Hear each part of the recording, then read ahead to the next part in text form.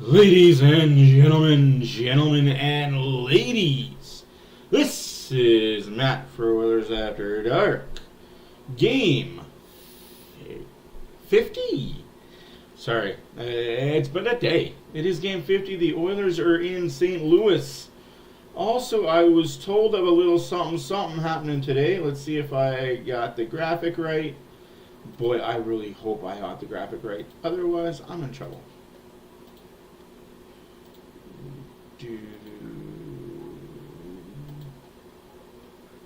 Did I get the graphic right? Ryan Nugent-Hopkins is going to be playing game 851 tonight. That is right, game 851. As an Edmonton Oiler. Franchise history. Of course, we all know Kevin Lowe is the leader, is the man, is the workhorse with 1,037 games. Ryan Smith has 971 games.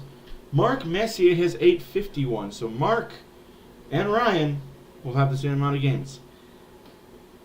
By the end of the year, Ryan Nugent-Hopkins will be second all-time. Only behind Kevin Lowe. Does he break the Kevin Lowe record of most games as an Oiler? Me thinks he does. I think he does. Which is great. Just all-around great story for Ryan Nugent-Hopkins. Back to the music. Just want to say thank you for everyone being here. My name is Matt. Don't forget to hit the subscribe button. Hit the like button. I'll talk about a few things. We're going to have some bonus coverage tonight when the Vancouver Canucks play. We're going to have some bonus third period coverage, depending on how late this game goes, of the Vancouver Canucks. And I think they play another really crappy team that they should beat. Yes, the Detroit Red Wings. Vancouver-Detroit is going to be your bonus coverage tonight after the Oiler Blues game. So stay tuned for that if you're a Vancouver Canuck fan. Should be fun. Bye for now.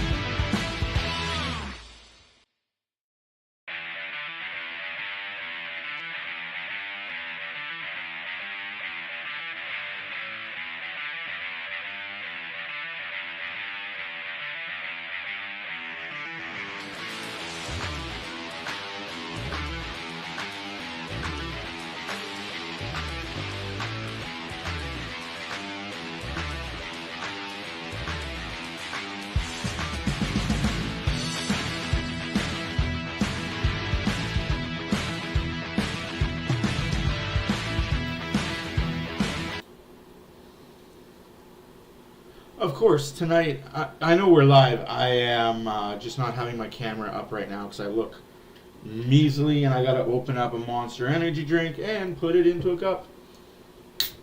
Hopefully everybody's good. Yes, we are going to do some Vancouver Canuck bonus coverage tonight as their game starts a little later than the Oilers. So you're going to get some third period Vancouver Canuck action live on the channel. All you Canuck heads, Canuckle fucks.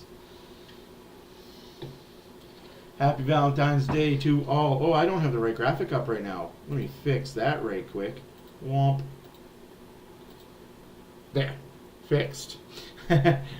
One little quick. Juan. Also, my mind isn't completely here right now. I am watching the NASCAR race as well. If you're a NASCAR fan, you'll understand. My thoughts on Kessel. It's not official yet. Like, let's not put the ducks in a row here. It's not official that he's with the Canucks. He's practicing with the farm team. That's not the same thing as he's with the Canucks.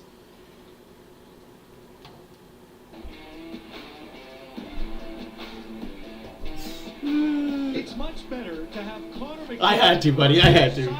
Than not. The Detroit Red Wings figured that out on Tuesday night. It was an evening where McDavid's wingmen fried the opposition, with the captain leading the way. Ooh. Evander was Kane, and McDavid was able to post his first career 6-assist night. You know what? That could possibly be a thing. Is he could be practicing with the AHL Canucks, and somebody could come in and say, hey, you look really good. I know that League Min is what they're offering you. Here's a mil more than League Min. You still got it. You still got the wheels. You're not going to do much in the playoffs. I mean, what did he do for Vegas? Let's be honest. He didn't do much. But he is still a 3-time Stanley Cup champion.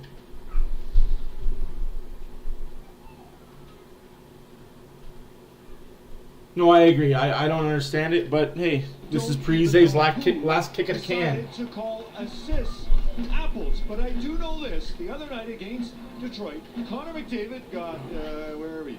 1, 2, 3, 4, 5, 6 apples. Only 2 players in the history of the National Hockey League have had more. Billy Taylor Sr. and the other one I know, Wayne Gretzky, who did it 3 separate times. Shout out and hello to the great one. Okay, so now if you're comparing Connor McDavid to anyone, I think that would kind of be like comparing apples to oranges. Oh my goodness. Gene, the pun guy. Had a great career for the Edmonton Oilers. In fact, tonight we'll time our He's not just a pretty face, folks. He's the punniest guy in the NHL. Evan Bouchard already has surpassed his career high in points and has equaled his goal total as he and Ezekiel reported the other night. All right, so yeah, he would help absolutely, but who do you put not in your lineup? Who do you take out of your lineup to put Phil Kessel in? That's the question. 2020, he is certainly developing into the kind of player the Oilers expected. Smitty's still Mr. Oiler. Unfortunately, I think. February 14, 1764 is when St. Louis was founded. The Gateway Arch, 630 feet above, built in 1960s. All right, it is their arch enemy as the Edmonton Oilers get started. But no, Nuge definitely has become an Oilers. He's definitely become Mr. Oiler since Smith, but him and Smith can be... Who says they both can't be both Mr. Oilers? Who says both of them can't be the same thing? That'd be great, though, if he did play the most games in Oiler uniform. There's a Molson with your name on it. So tonight, my ladies and gentlemen and ladies, I got myself one of these little dingy hockey sheets again. Dad, have you seen the Bokies? Oh, boys. Should have gone to Specsavers. You guys got to see the work I put in last game. When you buy a pair of glasses that was the Detroit game. Look at all that writing. I'm not just a broadcaster. I'm a... And where's the best spot for a bite? Gene, what's up? I'm in Chicago. What's that spot you always talk about? Gibson Steakhouse, that's the spot. Perfect. Thanks, man. All right, Gene, have fun. Also, for those that don't know, yes, you need to visit the U. Connor Bedard is in tonight. It's been 8 weeks, guys. It fell into place when he was supposed to come back. He didn't come back sooner, as some people are trying to claim. He's been gone for 8 weeks.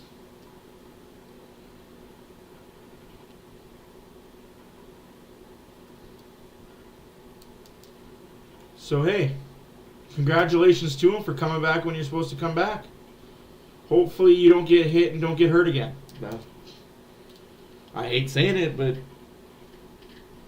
2-ply. Now the Blues and Boeing ask you to rise, remove your caps. Please rise. And help in the singing of O Canada and the Star-Spangled Banner. Whoa, you guys are Performed nuts. tonight by Scott Kennebec.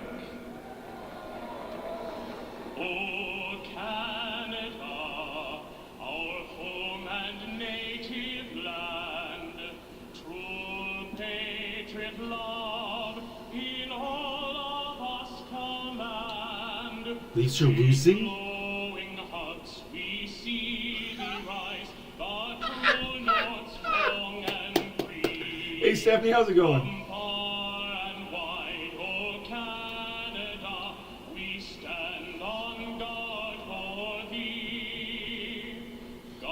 Yes, what he does. Glorious and free. Oh, Canada, we stand on guard for thee. Oh, Canada, we stand on guard for thee.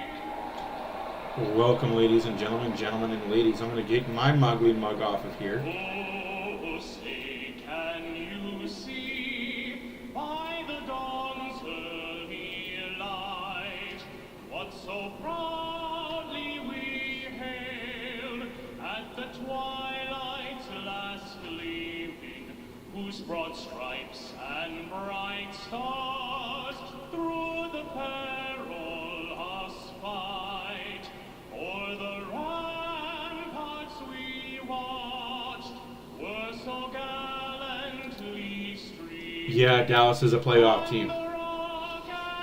Dallas is a good team in the Central Division. Gave proof through the night that our flag was still there. Oh, say does that star-spangled banner yet wave o'er the land of the free and the home of the brave?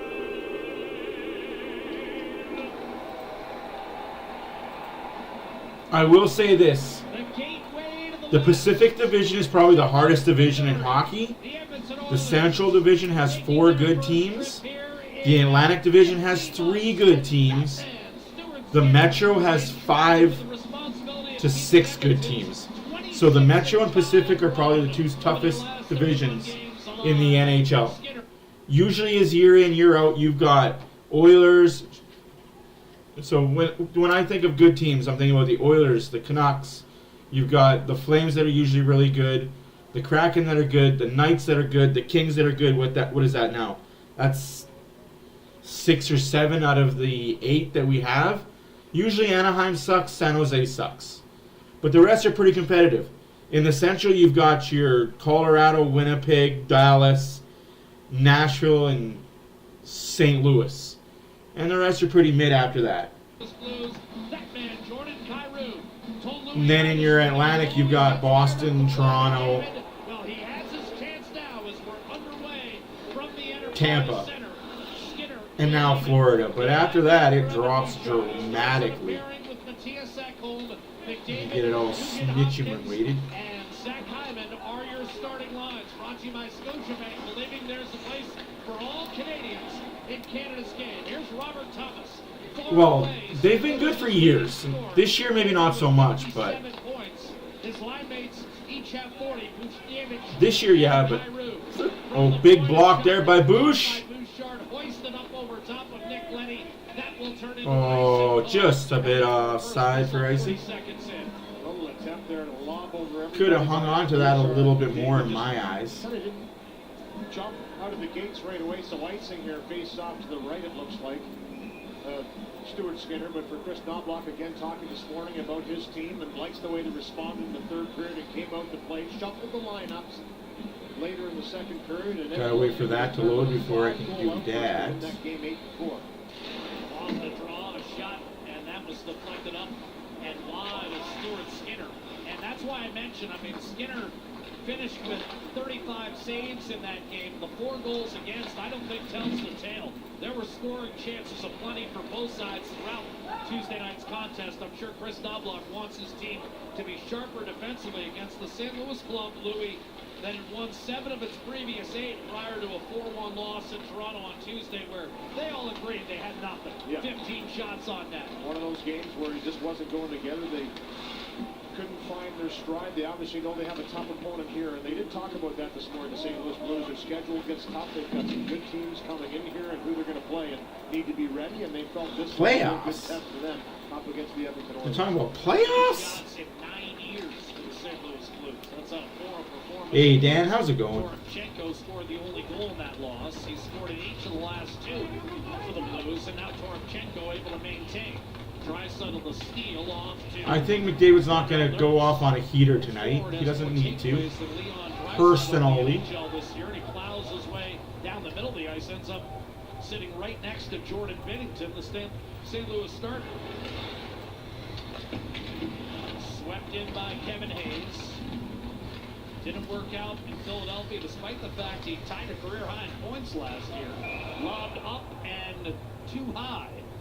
Off the tape of Warren Fogle. He hit the scoreboard here at the Enterprise Center. Yeah, and you're seeing early on, Drew Bannister's team likes to forecheck really aggressively, and that's one of the MOs of this St. Louis Blues team. Skinner and Binnington are your starting goalies tonight. Will be important for Edmonton. Drew, my old teammate. You know, got How is everybody this fine Thursday evening?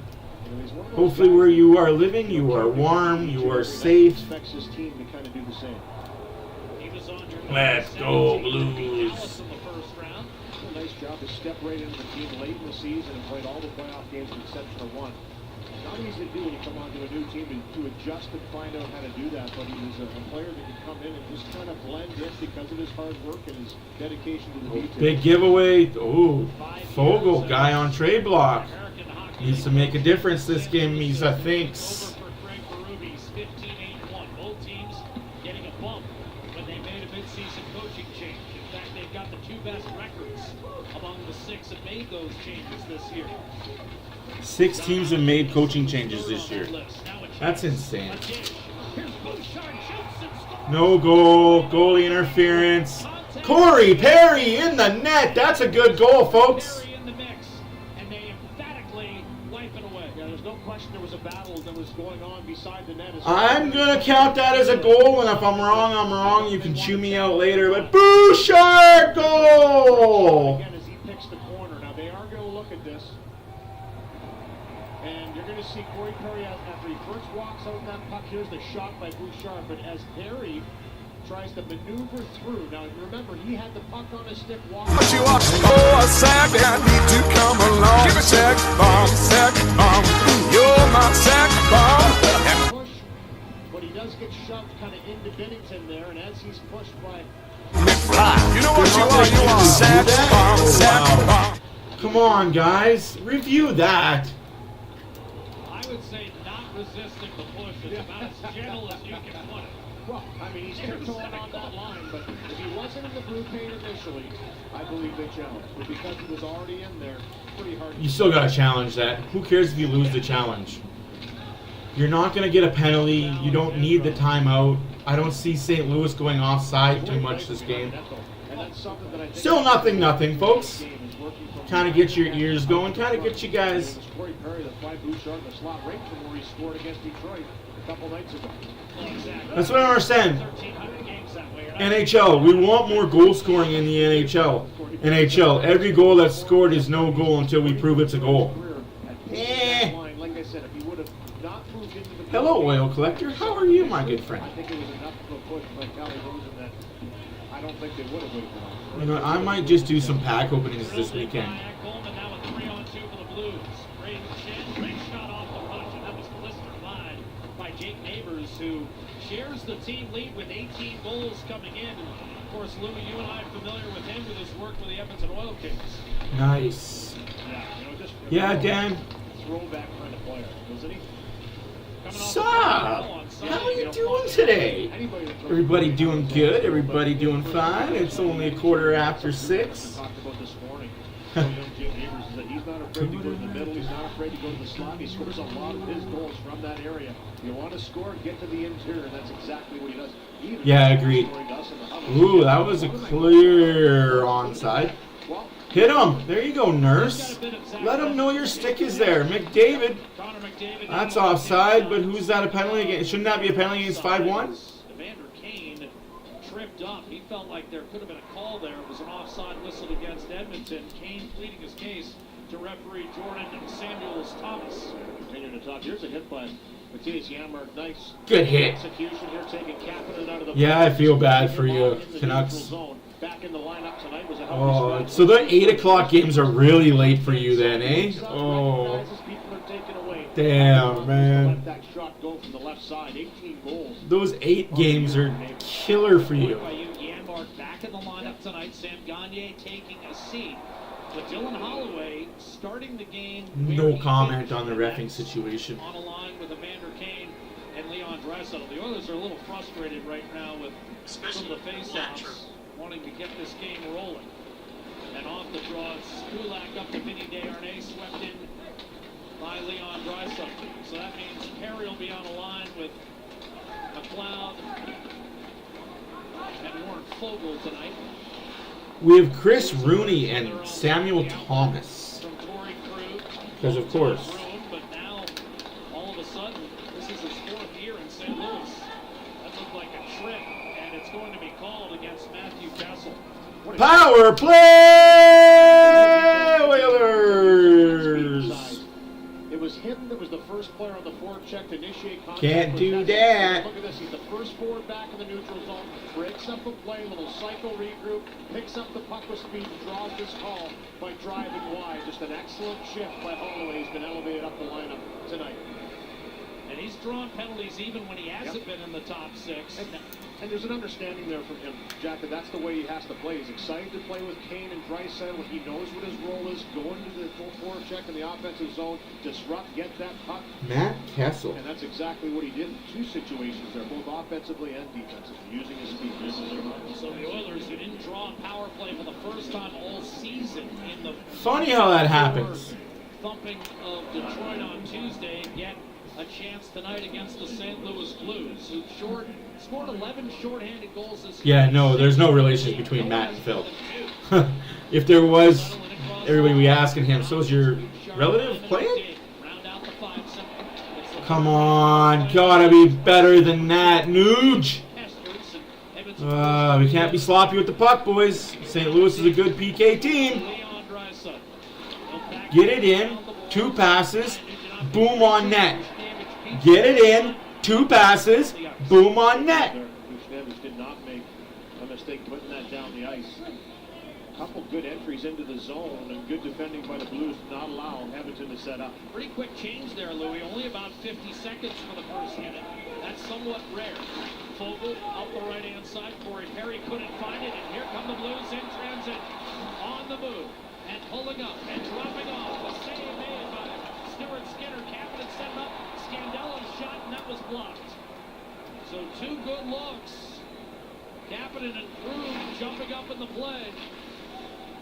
But Skinner able to keep this scoreless, and now a puck rifled cross ice ends up being tipped into that Sloppy power play. Seconds still remaining on the power play. Don't like it. And power plays can either be momentum or be momentum killers. Get in the judgment-free zone. Oilers having a tough time setting up, creating chances, being outshot 2-1 on this power play by the Blues. And as you mentioned earlier, Jack, 11 shorthanded goals. They will get out. 12 games on the schedule tonight, ladies and gentlemen and ladies. Activate, take that drop pass, and has a pretty good look from the angle denied by Skinner. Yes, Barry Kapanen having a tough offensive year, but in talking to the St. Louis brass, they like his compete. The offense just hasn't been there for him. He's got 1 goal in his last 31. Ekholm got it in deep, tossed out immediately. And Skinner will leave it for Just a bad power play right now. That'll pretty much be all for the Edmonton power play. Gerson Kulak, the deep pair on the ice. McDavid the trailer. Nurse walks it in. Still 5-on-4. A shot by Kulak, and that's grabbed by Bennington with 12 and a half to go in the first period. The Oilers get nothing on the power play. Jordan Bennington. A bunch of skadoosh. I guess that's what happens when you don't get a power play in one game. You're rusty as shit. Ah, well, shit happens.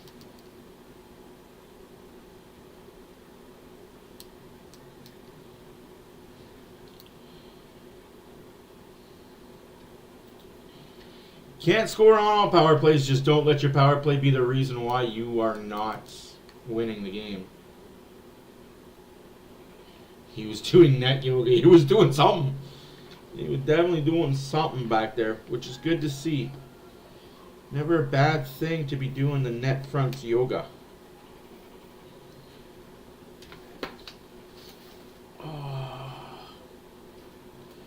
Again, hopefully everybody's having a good Thursday. My name is Matt for Weathers After Dark.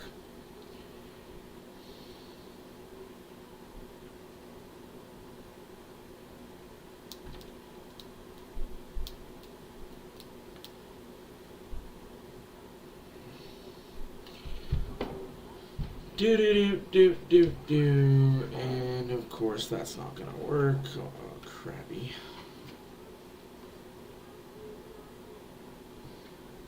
What the heck happened? Oh.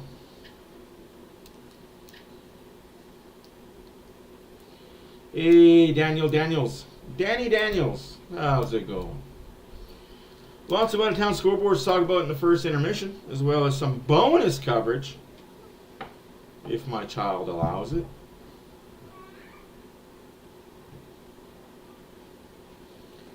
Well, it was a great performance by Connor McDavid a couple of nights ago against the Detroit Red Wings. Detroit Red Wings? Red Wings? Really? Really, Louis? Red Wings? The Detroit Red Wings? The Red Wing Detroit? I'm sorry, guys. I still have a burr in my saddle with Louis DeBrusque. I think the guy just needs to go to... Just incredible. Once again, to be on that list with the greats. And goal, Bouchard has it taken away, and now the Blues on ice. Push damage to Kyrou, and shot the save made by Stuart Skinner. In case you're wondering, I honestly feel the guy needs to go to Boston and be closer to his son. By Colt Parayko, that 6'6" frame stretched out wide. The Blues will take the icing call, but they'll happily take it because that could have been a one-timer for Bouchard. That's maybe their most dangerous shot on the one-timer. Bouchard coming in late, looking to tickle the Raptors here. Here's a nice rush up the ice as Walker throws this puck from a sharp angle. I think he was looking for a little different rebound. Good control by Skinner there, and then here's the little bait by Parayko. Kind of keeps his stick close to his body. That's a KG veteran defensive move. And at the last second kind of flares it out with that reach to break up a 2-on-1 with some dangerous players.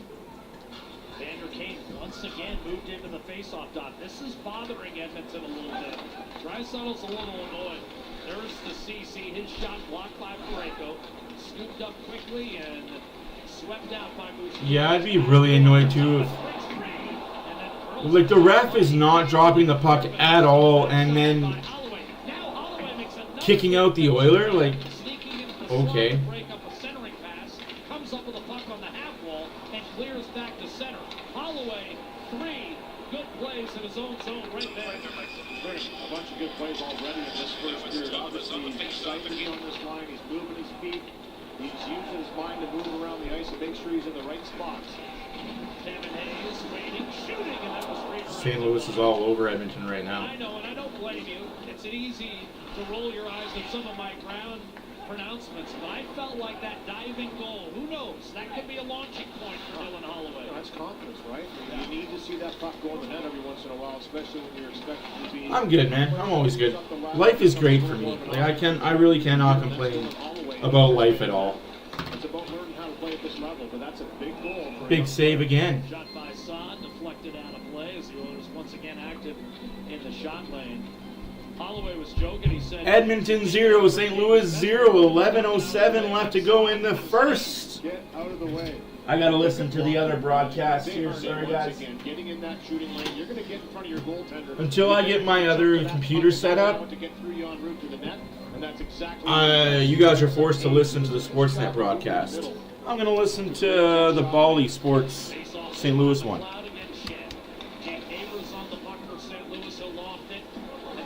Why? Because I can. He's able to slide off a check from Kapanen. Kulak to Cloud. Takes a drop from Fogle, and then it's spun down low by Corey Perry.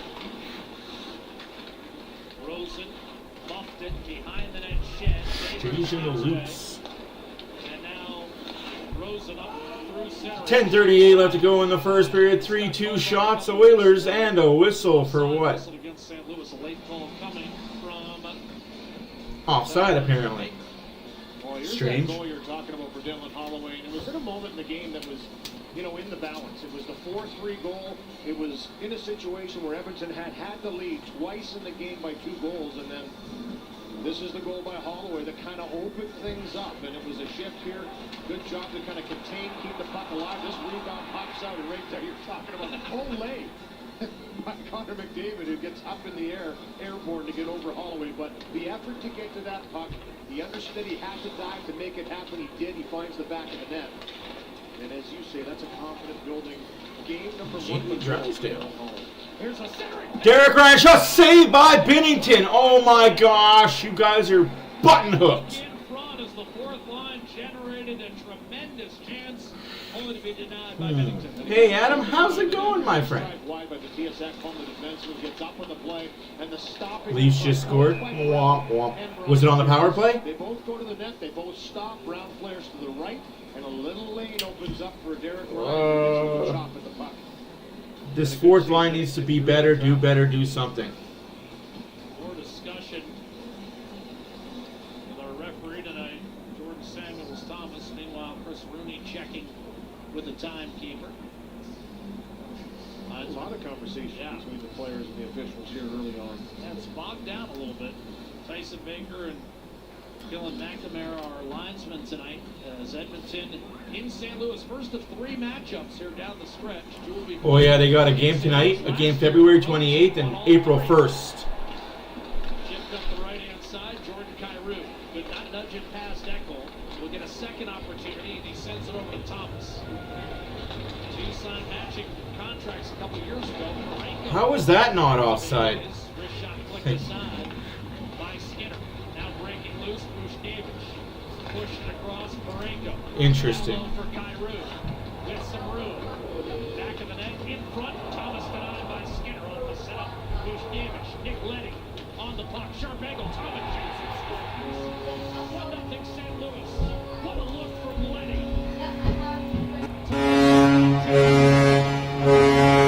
I got no fucking words, man. That has to be offside. There's no way he wasn't offside. Now watch this face-off here. This is a win. This puck goes back, and then it sits in no man's land, but the speed of Kyrou gets there first. Nobody activates and finds it. That leads to the offensive zone play for the St. Louis Blues. And that puck tipped on route, as you mentioned, goes right to Thomas. The first one in the slot was a great A. This one here, big chunk of it by Skinner. You can see the reaction. He got a big piece of it with the glove down. Had to react after the deflection. And Thomas finds the back of the net for a 1-0 lead. But upon further course. review, they got a little lucky there. Bouchard got his stick on that puck and just went right to Thomas. I thought it was just a beautiful pass. This video coach is so scared to challenge anything. He's got to react to that puck coming in there. And when it deflects, it's a quick reaction. He's down. Credit Thomas, though. Didn't try to do too much with it. Get it to the net. What is going on? So St. Louis, the team with the best record in the league, when they get the first goal, 22-2, gets the first goal. What a fucking joke. Even the freaking St. Louis broadcast said that looked a little offside. But it is what it is. You got to score on your power play chances when the other team gives you a power play, you need to score. No, our power play killed our momentum. Oh. Infuriating. They won't challenge. They didn't challenge because we've got a different video goal guy this year. And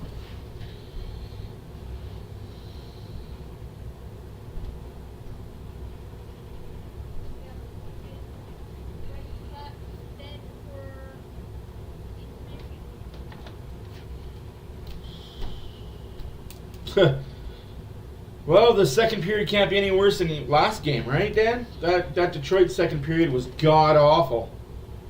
This first period is a lot like that second period. Fuck.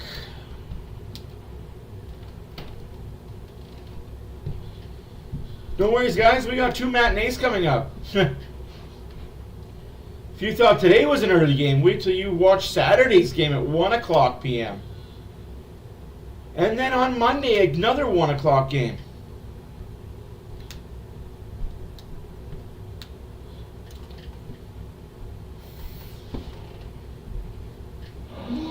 Hooray, now all we're going to hear about is how good the St. Louis Blues are. Like, fuck me. Only 3 shots on net through halfway or more of halfway through the first period, and this puck was off at Bouchard, finds Thomas. Oh, again, we're going to hear about how good the opposition is. You've got Thomas backdoor, he creates that chaos, and Havoc and Stuart Skinner got a big chunk of it with the glove, but just couldn't hang on to it. It goes through, and Thomas won off of his career high with 19 goals now. Oh my God, Louis, shut the fuck up. Goal scoring year than he typically has. We talked about he's known for being such a tremendous passer. He really is, especially from anywhere around the corner or behind the net. He finds targets in the slot. But now he's the guy in the slot taking that shot and pays off the first goal of the game. And our third line is out there against their second line. In the vicinity of Neighbors, but batted down. The Oilers will bring it back through center ice. 9 minutes to play in this first period. The Blues have taken a 1-0 lead. And again, you gotta work on President's Day, Adam? You better be getting paid double time for that. When they get it, they've one of the worst when they don't. Here's Draisaitl, 1 extra pass, and Nurse pushed one line. 1 extra pass, why? Why? Off a pretty good look from Kane, and now Draisaitl's going to be whistled for a penalty, tripping at 11:23. Neighbors went down. Yeah, maybe trying to make one too many plays, and I mean, listen, it's Draisaitl who has eyes in the back of his head, so it's hard to kind of argue with the fact that if that puck did get through, it probably would have fooled Binnington, who was pretty aggressive on Draisaitl, but here just kind of lays that right leg out a little bit as he takes down Neighbors in the battle for that puck, goes through the skate, trips him down, power play for St. Louis. And this is where the Blues have made a massive turnaround. 12 power play goals. Yes, you're right. It's 2 p.m. Mountain Time on Monday. They've got 14 in their last 13. 34% over that stretch. They were, I mean, just in total despair on the power play prior to this. Shots are 6-3 for St. Louis. The power play, Louis, I know you talked to the Blues this morning. To a man, they said their power play has helped carry them through this recent stretch of 7 wins and 9 games. It's been a huge difference in special teams for the St. Louis Blues, but most importantly, the power play. We talked about the penalty kill of Edmonton through that 16-game. Damn, you don't think you get paid double time for working on President's Day? That's terrible. Goal to win hockey games, and that's a confidence booster. That's terrible. It's our family day up here in Alberta, so we get the holiday as well. We do get paid double time for working a Monday holiday, though, which is good. Little thank you for coming in on a holiday. There's some extra money. That all goes to taxes anyway.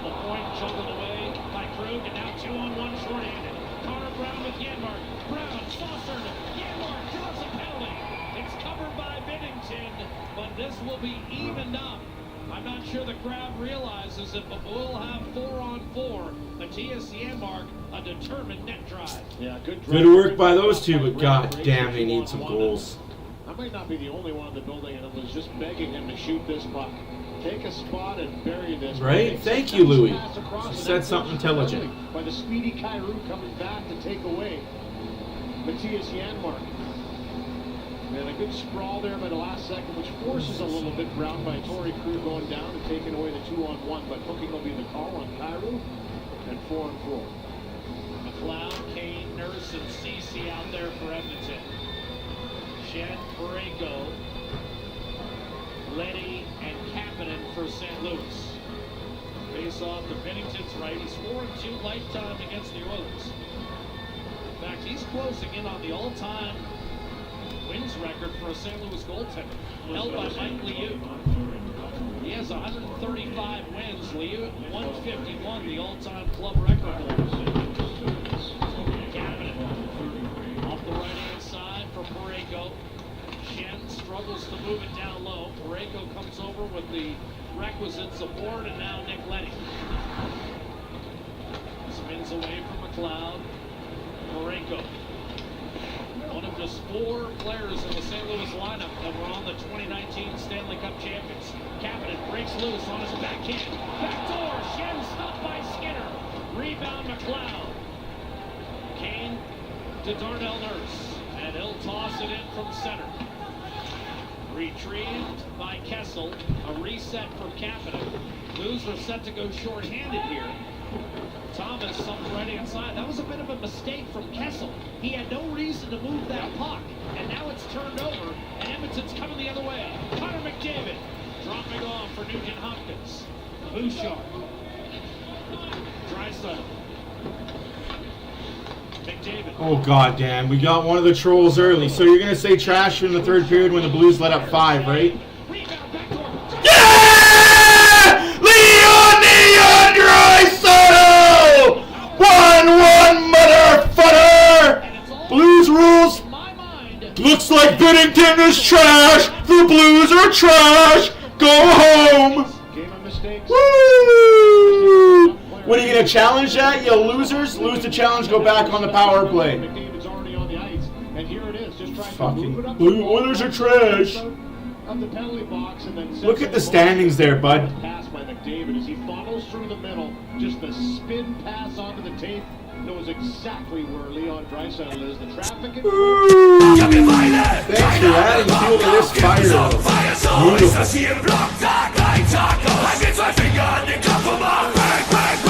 A lot of trolls are coming here. Thanks for being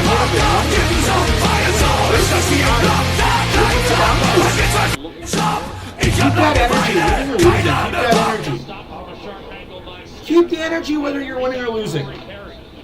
But especially What a goal. What a snipe. short-handed. If he just sits on that puck, Edmonton wasn't really on him. I mean, he had 3 or 4 seconds to make a move there. McLeod up the right-hand side, backhander.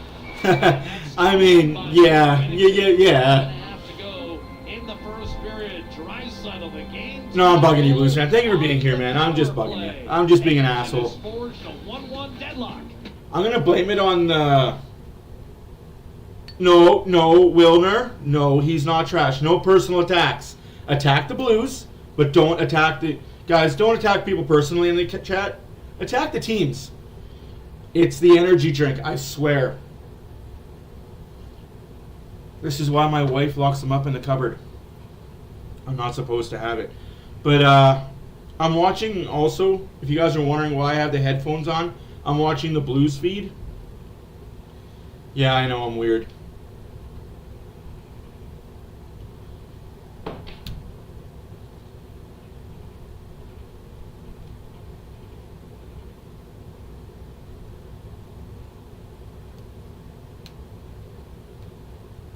I love that Blues call though. Draisaitl from the angle. Like, you don't even have to say from what angle. You just got to say Draisaitl from the angle. And everybody knows what angle you're speaking of.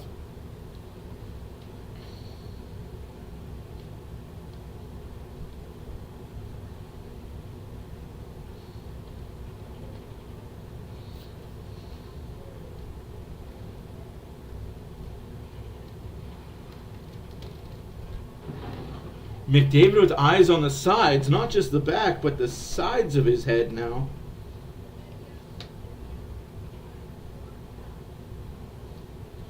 I love listening to the other team's broadcast, just to give you an idea of what the other people think of us. With 1 assist tonight. Remember what he did Tuesday. Louis and Jackson. Yeah, no, talked about it. nah. There's a look on the score sheet. His 6 assists he had. When you look back at McDavid, when he was a 9-year-old in this case, even at the age of 4, Oh, 5, Jesus and Christ. 6, See, would you consider guys, him a I national, don't understand it. Like, passer, the way he would handle the puck. I'm going to expose the curtain here because I did put my email address in a few live streams. I've got a few emails from watchers that are like, we watch you all the time. We don't talk in the chats, but we watch you all the time. Our team hasn't played your team yet. And I'm like, oh, okay, cool. Well, hopefully you're here when your team plays us. And like, I'm all good. You guys want to talk shit? Go ahead. But keep the energy up when your team's losing, too. Is that another power play coming, or is that just... Yes. Power play coming up for the Oilers on the high sticker. Penalties whistled against the home team. Oilers get the extra man on. It's who else but Connor McDavid. Guys, honestly, I talk shit when the Oilers are winning or losing. I'm that guy. I will talk shit if the Oilers are up 1 or down 50. I will always talk shit about how good the Oilers are. What other team can say they won 16 in a row since forever? Well, Columbus, actually. But we won't talk about the Columbus Blue Jackets. Ooh, that second one got him. First one didn't, the second one did. Power play Oilers. Back to back, Jack. See if he was cut. It's only a 2-minute penalty assessed on the board.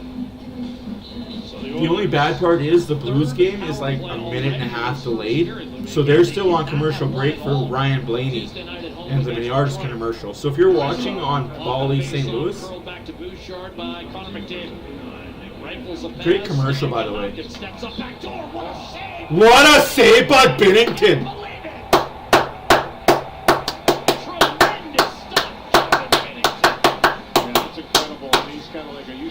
That is a standing O for Binnington, guys. That was a 10-bell save.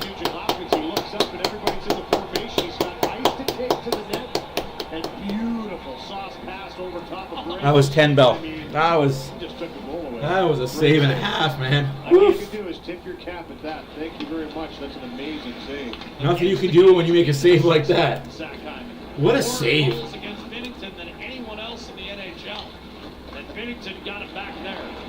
He probably knows it too. He's not competitive at all. Bouchard, Hyman, and now Leon Draisaitl. Yeah, they have really good goalies. Unfortunately, Binnington won his trophy before Skinner won his. To Draisaitl, loading up, shooting. Save Binnington. Rebound, Draisaitl kept the play alive. Checked by Leddy. Quick shot, Nugent Hopkins, stop Binnington. Man, Nick Leddy's got to be close to retirement, man. That guy's getting old. I remember Nick Leddy from Chicago days. In tight, denied, Binnington. Wasn't sure where the puck was underneath the paraphernalia, and it remains a 1-1 tie. Excellent puck control here. Nice work by Nugent Hopkins. He fends off two. Yeah, because on the feed I'm watching for the St. Louis Bollywood, because I'm obviously illegally streaming that one. It's 4 minutes and 56 seconds left in the first period. So we got 3:58 left in the first period. 1-1 score, 10-8 shots for the Oilers. Their third power play. Oilers are 1 for 2 on the power play right now. Hopefully going to go 2 for 3. 1 minute left in the power play. Let's go Oilers. McDavid back to Bouchard. Shoot the fucking puck! You weren't expecting that question tonight. No. Draisaitl. I got to go back into the database. Bouchard. That means get your you're shots. almost in the intermission. No, I haven't yet. David in front. Oh, Binnington robs him again! He's got Hyman's number. Crowd in disbelief. McDavid knocked God damn it, Binnington! Magnificent Jordan Binnington. No, we haven't got our straws yet from you guys. We gotta find out. I'm gonna have to call Canada Post and see if we got anything from Arizona. 14 seconds left to go on the power play. Freaking big save, Binnington over here. Jesus. Look at his run to the cup in 2019. I mean, when he's on his game, he's one of the best. And just like that, Oilers are 1 for 2 on the power, 1 for 3 on the power play. Excuse me. 4 consecutive years, up around 91 this year, much better. And the players and people around St. Louis said, even though last year he was under 900, that had very little to do with his performance. This fella's a team they defended awfully poorly, and that's unlike St. Louis. Here's Kevin Hayes. Poke checked away by Corey Perry. Blues missed the playoffs. Oh, cool. That's awesome. Under 500. Remember the year prior. That's awesome. Thank you. That's awesome. Thank you very much. That's cool. Oh, come on, Fogle. You guys didn't have to, honestly. You guys are amazing. Toromchenko looking. for Brendan Saad. Vogel slugged it out. As soon as I get the package from Oil Collector, there's going to be a package being sent to him that he has no idea what's inside it. Timing of the play between McLeod and Holloway. Did you see that little tug by Callie Rosen on Ryan McLeod? Let's go, Oilers. Tied at 1. Edmonton is elevated. Yeah, I feel your pain, Lubo. I know what you mean. As an Oilers fan, I don't want to face Carolina in the finals either. That 7-game series hurt my feelings. Although if we had our starting goalie, that wouldn't have went 7. That would have been over in 5. Connor Brown. Pareko. Put it up to Kyrou. He's checked off the puck by Ekholm. Digging in is Holloway. Drop pass. Wow. That's awesome. Bouchard lets it fly, and a save made by Binnington. This is a good first period, though. It's flying by really quickly. I like it. There's action. There's reaction. And the shot total is elevated up to 12 now for the Edmonton Oilers. Here's the. I thought the first one was a save, but it was the wraparound and a little bit of a toe drag for Hyman here. He hesitates, gets him to bite, and I mean, he tries to elevate this puck on the backhand side. You can see him kind of flick, but the right pad just. What a period. Binnington in position. Defense Blues, yeah, for sure. We got 1:10 left to go in the first period. 1-1. Shots are 13-8 for the Oilers. Oh, that's a bad play by McDavid. Can't allow that. Good back check by McDavid, though. That works. 1 minute left in the first period. 1 minute remaining in the first period. Third spot in the Western Conference. They're up 2 points with an overall record of 28-22-2. Oilers at 31-17. I have no idea. I'm looking forward to it, dude. I am excited for it. Drives it up the right-hand side. Hyman won the battle to nudge it back to center, and now he'll attack. Ooh, there it is. Drop past McDavid. To the net. Save Binnington. Another stop on Scores! Ryan Nugent-Hopkins, 2-1 Edmonton! this one, 2-1. Holy smikes! Just an elevated hunger here to get to that front of the net. This is a real smart play by I like it. I love Instead of it. trying to rip this puck as he walks through the middle. Good play on the defensive line by Hyman to get through the neutral zone. For McDavid. Ich hab Langeweile, keiner hat ne Bock auf, gibt es auf Feier, so ist das hier im Block, Tag ein, Tag aus. Halt mir 2 Finger an den Kopf und mach bang, bang, bang, bang. Alle haben den Job, ich hab Langeweile, keiner hat ne Bock auf, gibt es auf Feier, so ist das hier im Block, Tag ein, Tag aus. Making sure you win the battle, and Ryan Nugent-Hopkins now 3 goals in his last 2 games. All over it. And there's one where McDavid may not show up on the score sheet. It may be Ekholm and Hyman with the helpers on Nugent-Hopkins 15th, but I agree with you, Louie. He's the one who sets up the play with that first goal of the game, which was actually registered by Drysdale. No, I'm with you there, Bluesman. You can't let a guy stand in front of your goalie and take that many shots freely. Get a cross-check in there. Get a stick in there. I'm one of those old-school kind of guys. I am okay with you taking a cross-checking penalty. No, that's right. No goal. That's at the buzzer. The puck crossed the line. I believe this goal will not count at live speed. It was very tight. It does indeed not count. Good break for Edmonton here, right at the buzzer. Oh, God. That's going to be close, though. I don't think it counts, but that's going to be fucking close. Oilers, wake the puck up. Wake the puck up. What a pass. Great pass across the ice. There it is. Yeah, 0-0's on the clock. Oh, my God. Oh, my God. Oilers got lucky.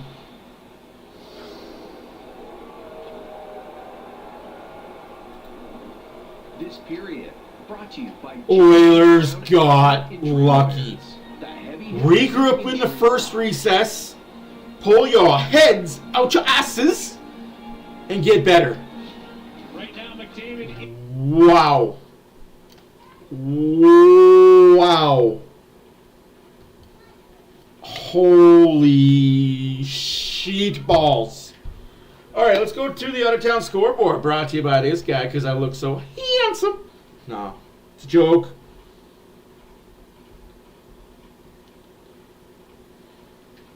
We got after 2, Flyers 1, Maple Leafs 3. After 2, Kraken 2, Bruins 1. After 2, Panthers 2, Sabres nothing. 1-1 after 2, Devils Kings. With 23 seconds left to go in the second period, the Rangers 4, the Montreal Canadiens 2. After 2, Ducks 3, Senators nothing. With 43 seconds left to go in the second period, 2-2 is your score between Colorado and Tampa. After the first period, Stars 4, Predators nothing. With 13 minutes left in the first period, Sidney Crosby, with his 29th of the season, 1-0 Pittsburgh over Chicago. Game still to be played tonight. San Jose's in Calgary. And I believe there's another one. I believe there's another game on tonight. Oh yeah, the Red Wings are in Vancouver. What's up, Edmund? How are you?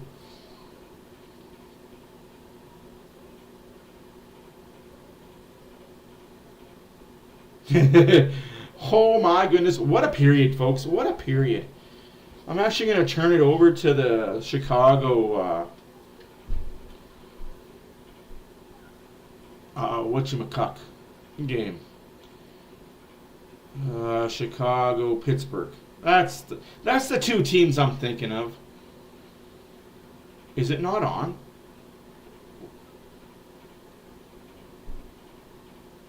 How is that possible that it's not?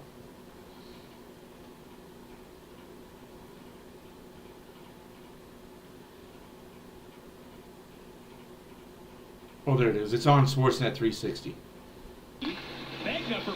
Good game so far. Great game so far. I'll be right back. I think I gotta go put my dart in. I definitely gotta get something to eat. He doesn't quit easily on those plays. Not the biggest guy in the world, but man, that was. You guys can listen to some Chicago-Pittsburgh commentary from the Chicago Sportsnet, NBC Sports. Damn, Edmund, you're not lying. You ain't lying. Nice to see if they get something clicking there on the ice. I'll get my big butt out of the way.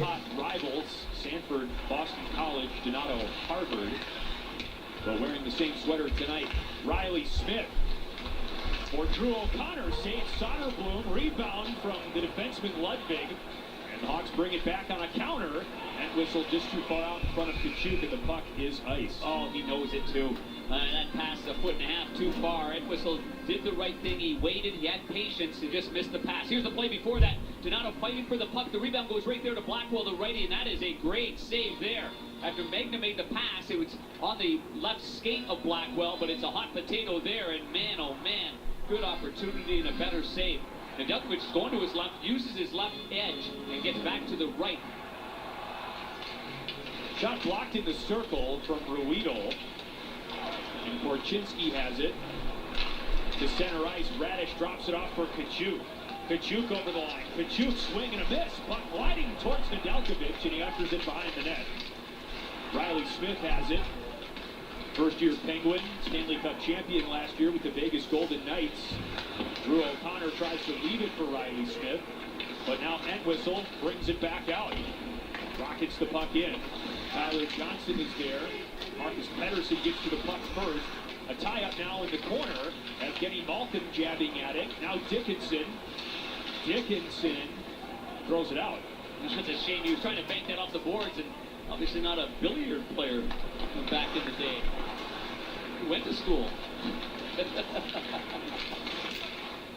Jason Dickinson tries the other side, a centering feed for Seth Jones, but Nedeljkovic covers it first. It's another way to watch the Hawks on NBC Sports Chicago Plus. More close-ups, more John Scott stories, and more fan interaction with live tweets and polls throughout the game. Catch the Hawkcast on NBC Sports Chicago Plus, presented by The Great Escape. No, offensive zone face-off. No surprise here. Luke getting Bedard on the ice. Those O-zone face-offs. And Foligno's going to take it as a left-hand shot with a face-off on that side of the ice. Carlson taps the puck for Graves. Carlson was lined up alongside Connor Bedard there. Foligno had the puck momentarily across the blue line. Pittsburgh tries to control. Graves to center. Lars Eller off the stick of Philip Kurashev. Whack to the wall. And Jared Tenorti has it. And that'd be a little adjustment too for Kurashev as well. He's been playing primarily center ice with a lot more responsibility in the 200-foot game, a lot more ice to roam with, but now it's about being disciplined and making sure you're filling lanes. There's a shot kicked away by Soderblom. That shot from Kuusinen. Here's Carlson. Crosby whacks it in. Puljujarvi waiting on the other side. Down low for Crosby. He lets it pass by for Raquel, who's up on that top line tonight for Pittsburgh. Shoveled along. Crosby is there. Letang waiting. D-to-D pass. Pettersson. Wrister into the corner. Crosby below the goal line. Loose for Dickinson. He scoops it up. Seth Jones. Crosby buzzing around down low. Look out. Tyler Johnson has it. Jones for Dickinson. And now Chris Letang the other way. A puck that's exploded off his stick. That was a good pass.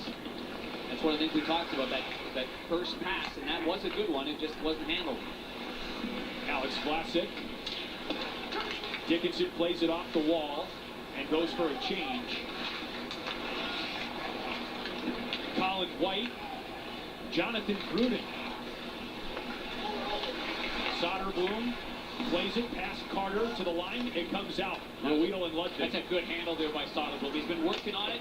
A little bit of a reset here with him. He's done a lot of hard work here with Jimmy Waite, the goaltending coach. Carter and Vlasic in a battle for the puck. Gruden throwing himself around in the first period. Loose below the goal line. Colin White has it. White to the point. Ruido blocked by Blackwell. Colin White hangs onto it for Pittsburgh. Ruido tries again, and it was blocked by Megna. Flicked by Ludwig. Here's a chance. White lost the handle. Ruido misplayed it. Ruido keeps Blackwell at bay, and now Evgeny Malkin. Malkin has had a quiet year by his standards, and the Penguins are offside. 8:20 to go in the first. It's 1-0 Pittsburgh. Hawkcast. John and Brandon, you guys need to iron out. It's not Brandon's fault he took my Stanley Cup. Not only do we have a shot on goal, we have an actual goal. There we go. Unbelievable. Discover BetMGM Casino and leap into a world filled with all your favorite casino games, including popular picks like MGM Grand Millions and Premium Blackjack Pro. All of it right at your fingertips. BetMGM Casino. Start your adventure. The King of Casinos is available in Ontario.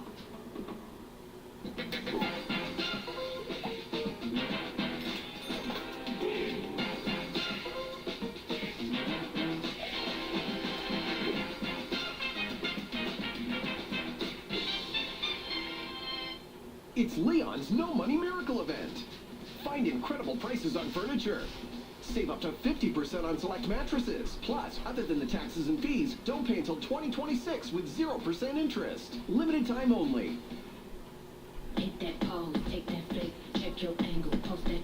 Hit that pause, take that flick, check your angle, post that. Hit that pause, take that flick, check your angle, post that.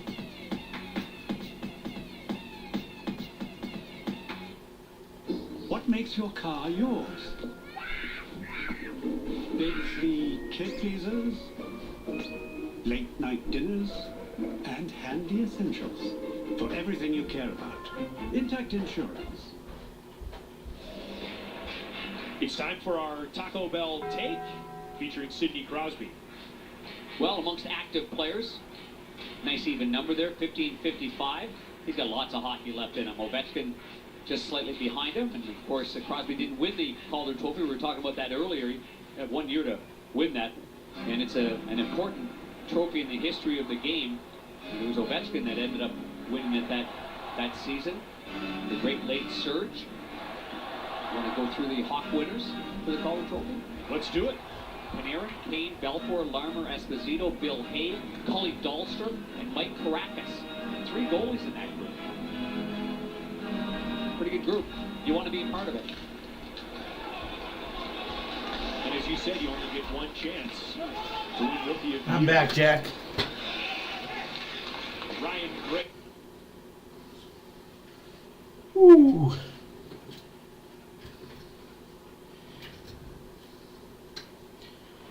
Don't you worry, Arizona's going to bounce back. They're not going to free fall the entire time. One bad month, that's all. Just like the Oilers had one really great month.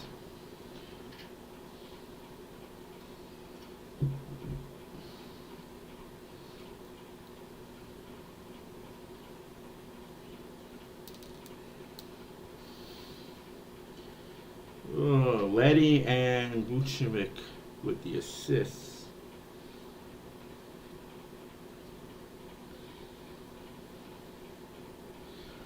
So what did you say, BW, about the Draisaitl goal? That's a milestone, kind of picture for me to make, or don't worry about it. Let's secure them out. Sorry guys, I've been watching a lot of Up, Up, Down, Down Uno lately, like on repeat. My daughter, the wee little one, you know, the wee little baby guy, little baby girl, she likes the sound of those guys' voices and it puts her to sleep. So we don't complain. We just kind of, all right, cool.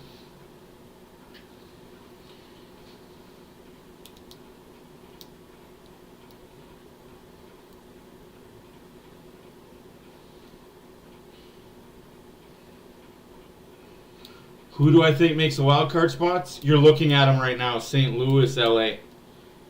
Unless Arizona comes up and figures out what to do, I think you're looking at it, honestly. Nashville's got a chance. It's either going to be Nashville, LA, or St. Louis. Those three teams, to be honest with you.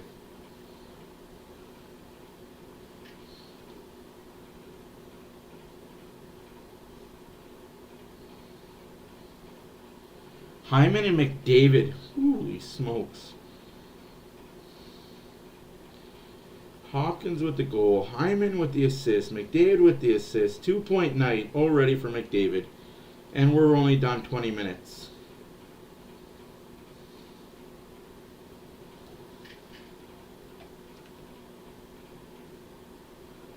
Yeah, no, absolutely. At least they didn't lose on your birthday. That's all that matters, is winning on birthdays. 14 shots to 8 for the Oilers.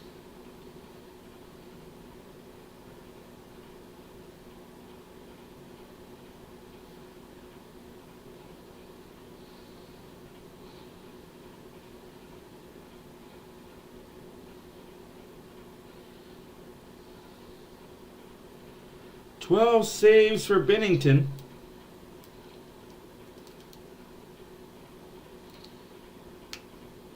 Skinner had 6 saves. Skinner had 7 saves.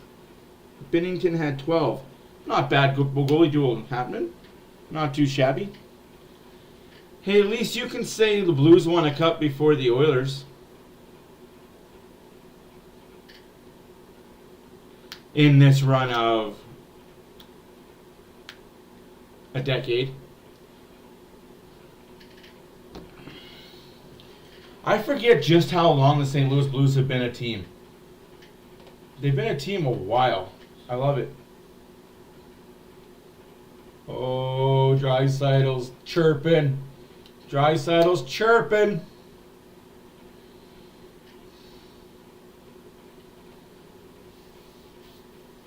Oh, a chirpy Draisaitl's never a good Draisaitl. Oilers are 1 for 3 on the power play right now. Blues are 0 for 1. I mean, come on, Oilers. That power play needs to be better. 5:20, first period penalty. What number is Jordan Kyrou? 25.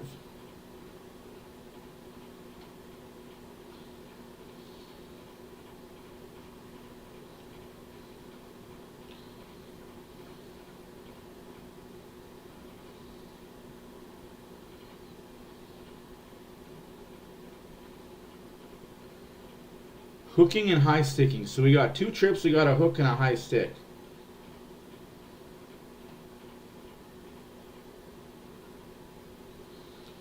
Interessante.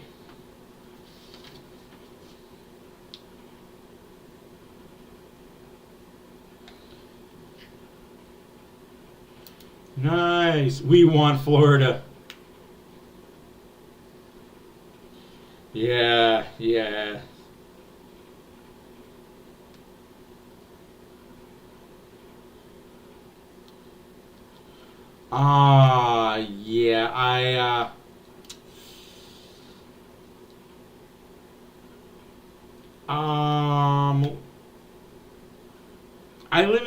Yeah, I pay for Sportsnet Plus premium, so I have all the NHL games at my disposal.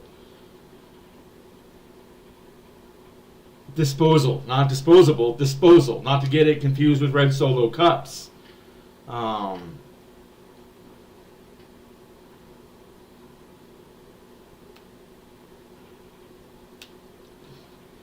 Hey, just be... I know it sucks when you look at the number and it's like, oh, damn, 80. But hey, enjoy the time. Enjoy the time that you have with them. I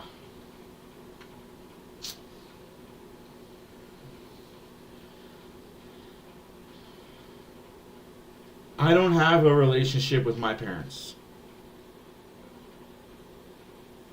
Oh, all games should be available in playoffs. There should be no blackouts in playoffs.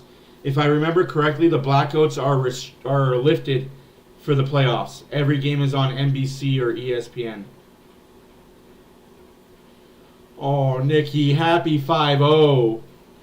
Nikki, 5-0. That's good. Saw a lot of activation from the defense. That's good, Nick. To see them run. I mean, he's thrown twice in that first period on the doorstep, but the presence is there. There's the second one. Just fantastic to get down and take it away, but they found a way to get pucks by. Hey, you're halfway there, Ricky. You're halfway to a century. Have to do the same through the next 4. That's a good number. You've hit the top of the mountain. Word from his captain: if you call him lucky again, he's gonna go. He's gonna chop the big man down. He's gonna like my chances. He's gonna chop the big man down. Yeah, don't worry. Playoff games are all broadcasts. Oilers control the opening face-off. 2-1 our score. Edmonton on top. 2-1 Edmonton. Start of the second period. 2-1 when they have a lead through the opening 20 minutes. And again, the Blues have been great front runners this year. Not so much when they're trailing. A drive by Colt Parayko was stopped, and Zach Hyman is eventually able to clear that block. Blues 4 wins, 15 losses. Blues don't like to be trailing in games, apparently. Well, let's hope the Oilers don't let them back in this one. And another shot from distance, deflected high in the air. Ekholm first on it, could not move it though. Chen, the St. Louis captain, shovels out the crew. Goes McMahon. Man, this is just a shooting gallery right now. Get the puck out and keep it out, Edmonton. Bad angle by Ekholm. That offensive touch since. Here's a one-timer, and he blistered that one high and wide. Didn't hit the net. Cruz. Centering pass, redirected. Tremendous save, Skinner. Rebound. Knew that was coming. Jake Neighbors ties the game. Knew that was coming.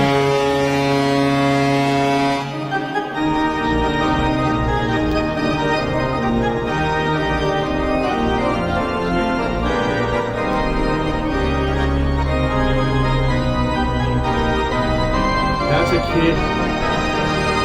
a kid's ice cream. That's what that is. That's a kid's ice cream. Upper glove hand pick by Neighbors. His 19th of the year.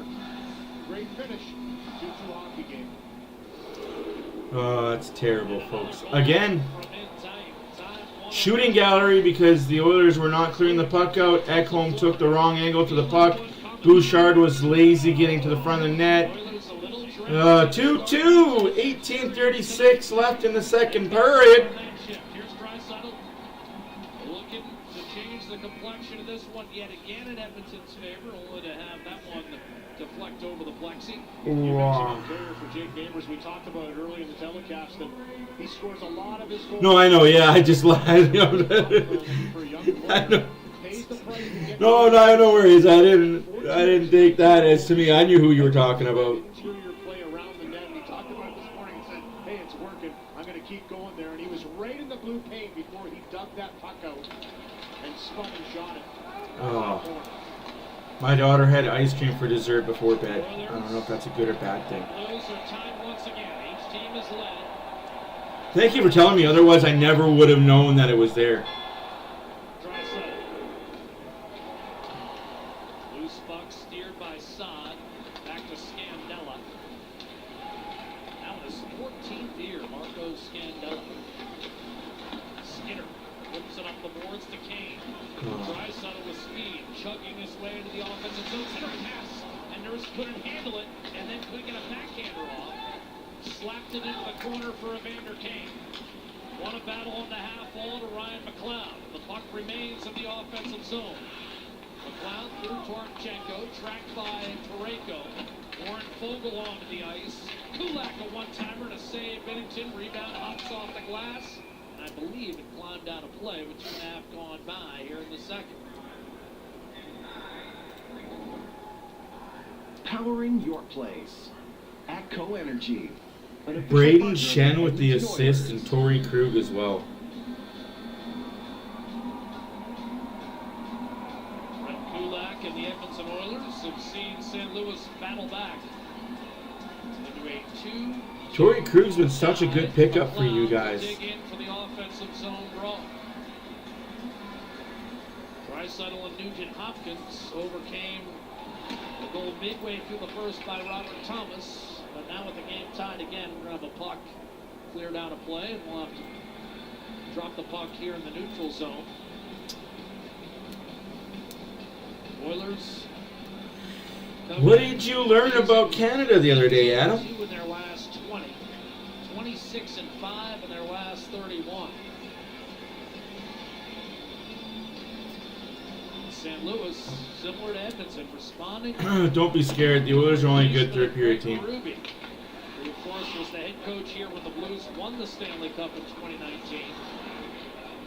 Now under Drew Bannister, longtime player, he played 18 professional seasons. The Blues have been revived. McLeod to Desharnais. Corey Perry. Checked by Kessel. They are called a gaggle, yep. Point in the loss to Toronto. Of course, it's a tough pass. And they're called Canadian geese, not gooses. He wants a change. Just like you call two mooses a moose, not mooses. My God, Edmonton, move your feet. And that was stopped. Another chance that's come for Alexandrov. Now a penalty against Edmonton. Scandella, back door, and that was just out of the reach of Nathan Walker. Sundqvist. Extra man is Robert Thomas. Delayed penalties, 6-on-5. Scandella in front, that pinballed around.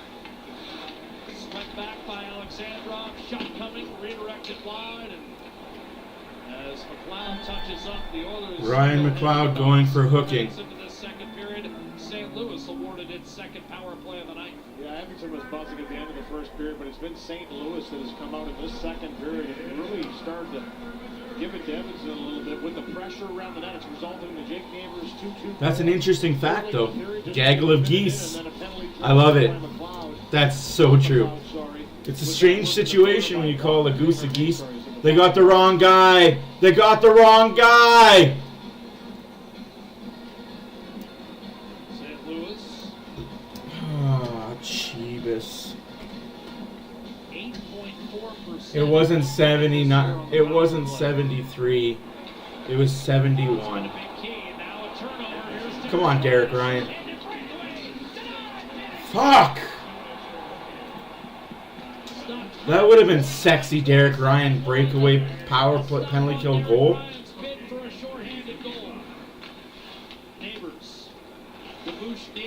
I guess it doesn't matter who's in the box. It's an Oiler that's in the box, right? Robert Thomas. Crew, who had 5 assists Sunday in the win over Montreal. 15:29 left to go in the second period. 1:20 left to go in the power play for the Blues. 2-2 score. 17-12 shots.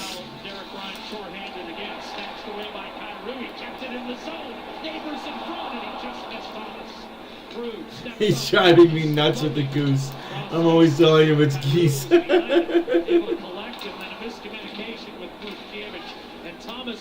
Bennington's been great. They want him to shoot that puck more often. Oh, yeah, that too, but he also will. Shen down the middle. Centering pass off Skinner. Whacked away. Kyrou. Shen. Quick chance and a save made on Son.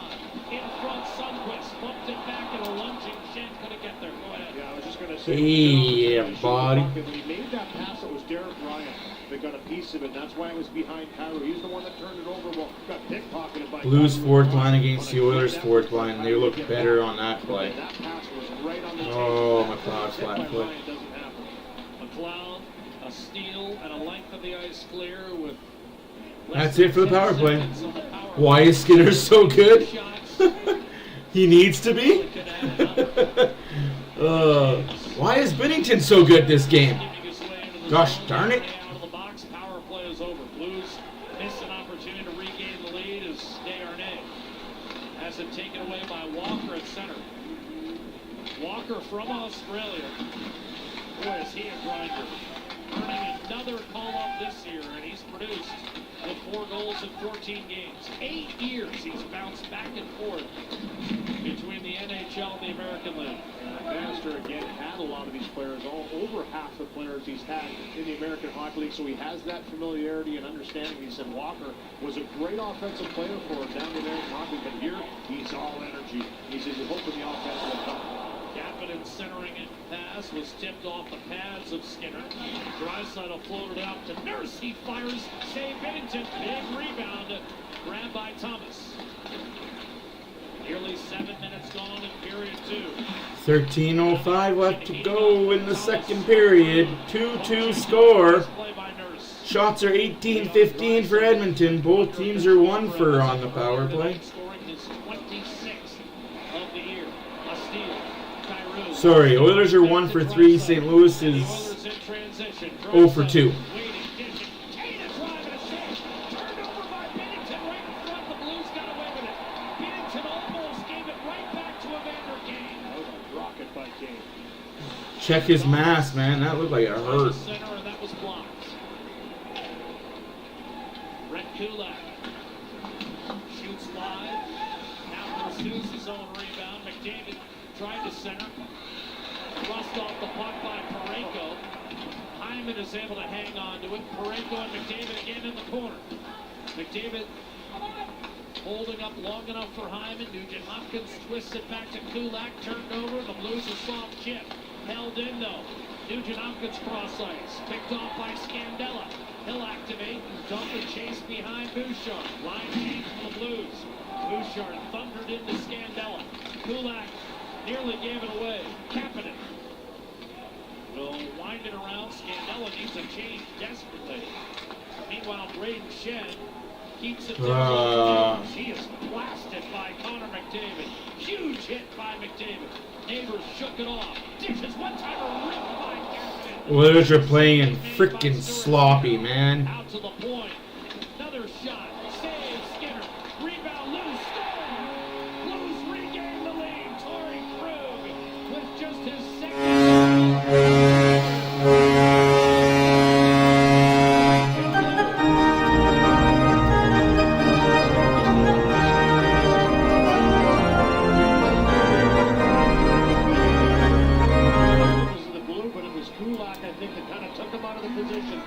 This is all on the forecheck of the looks over, they've had a presence in front of him, and there's Kulak again just kind of bumping into his own guys. He's trying to fight for this loose puck. Jake Davers has been all over the blue paint in this game. He was in it before he scored the first goal. Kulak and Bouchard And here he has a big impact. out there together, not good. Being a 1-goal lead for the Blues as he fishes that puck out to the slot. Torrey Krug, the defender, down in the mix, buries it. Oh no, I didn't catch the joke. I was paying attention to something else. That is a very good joke, though. You know what? You guys can joke about anything you want in here. I don't care. I don't take anything you guys say jokingly serious. Don't ask you how you know that, what do you call a room full of Mexicans prison? Maybe because you might be one? You might have went to a prison once or twice? But remember, guys, there's a difference between prison and a difference between jail. Blues are buzzing. I'm going to give Blues full credit for this one so far. Oilers got to pull their big boy pan-ups and get out their asses.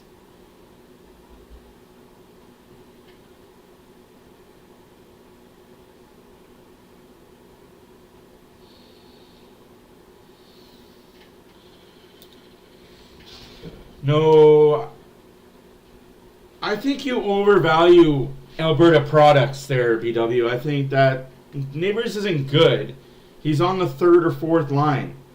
Like, to me, if you're good, you're top 2 line. To me. Just my opinion. He's okay, but he's not good.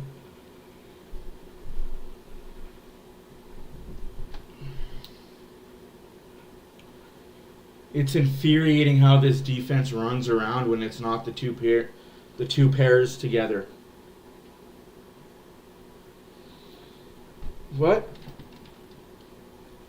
Oilers have been known to come back before, and they'll do it again.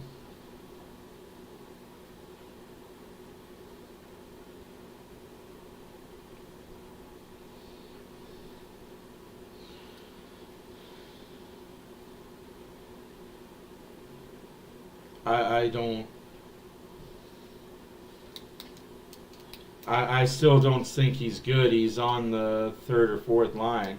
But I guess I look at talent differently. Just my opinion. Like, of course, just your opinion too. He's good. Just my opinion. I don't look at the talent. What do I think of Kessel practicing in Vancouver? And Bernie. With the AHL Canucks? We're a little high on that hit, wasn't we? Oh, yeah. I told you. He was raging. Played with an edge. He's got to get ice time somewhere. Darnell Nurse with control of the puck as echoes of John Denver reverberate throughout the Enterprise Center. Hey, Jerry. Vernon. Nice. Yeah, no, I agree with you there, Adam. Jail is way more dangerous than prison. It's so loud in here. They're having trouble hearing whistles. And here's the 2 coaches and next teammate of yours. What do I think of him practicing with the Canucks organization? Nothing, honestly. Until he signs the contract with either Vancouver, Carolina, Dallas, Jersey. Until he signs a contract somewhere, he's just practicing, getting his old legs working. Apparently he looked really bad in the last practice they had, though. Which was to be expected. He's kind of old. He looks a little like NBA Commissioner Adam Silver. Still a big body to put in front of the net, though. Side by side, maybe. Nathan Walker. But you know what? You play until the age of 38. I mean, Well, I sure hope they're having a blast right now. Some real good success in the American League. I mean, we talked about his career. He took Springfield to the Calder Cup final a couple of years ago with a lot of these players. Torrey Krug.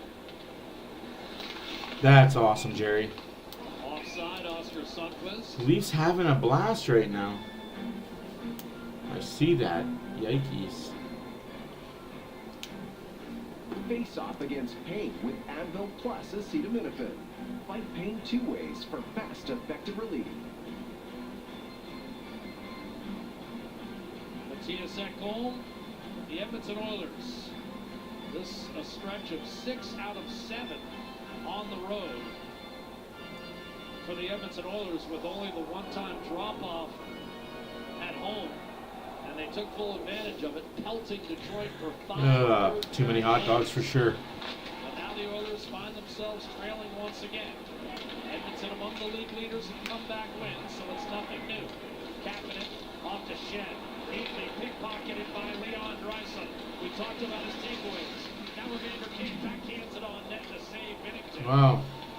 Holloway ended up colliding with the Not going to talk about that. That was just... Moves it to Kapanen, gets it back. Trying to tap it toward the net, was deflected. We need to find a winger for Draisaitl and Kane. A lot of pace and flow in this game right now.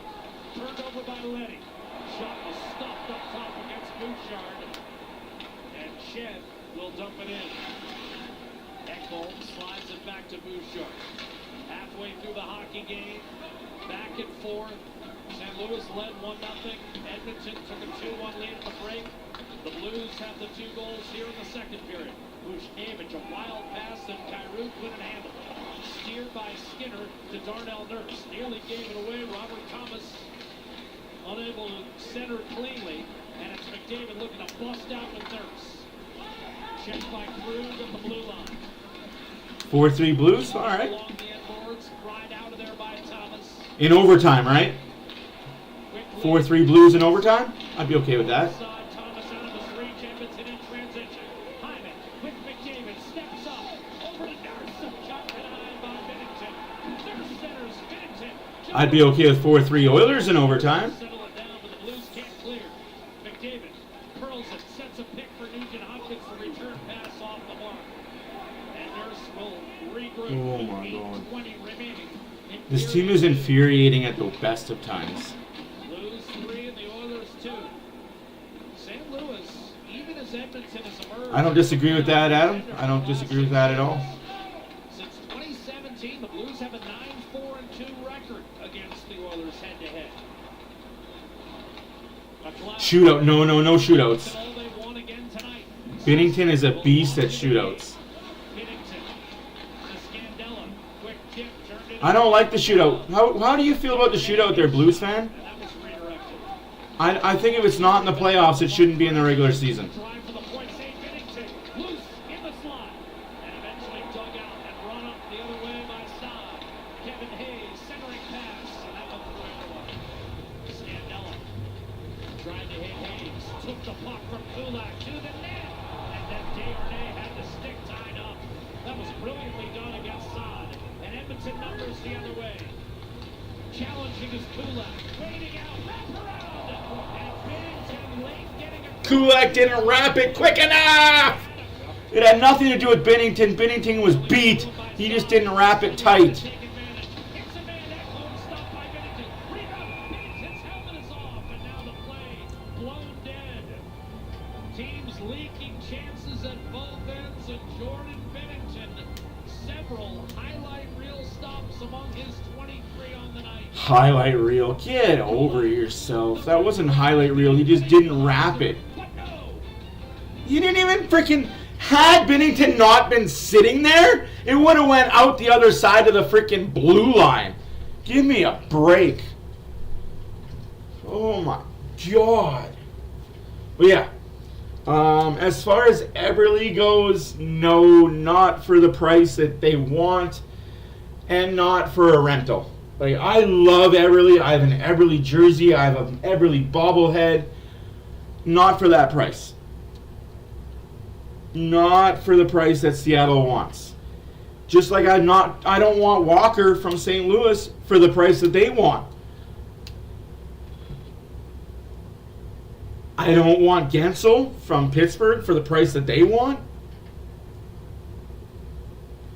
But I do want Tanev for the price that Calgary wants.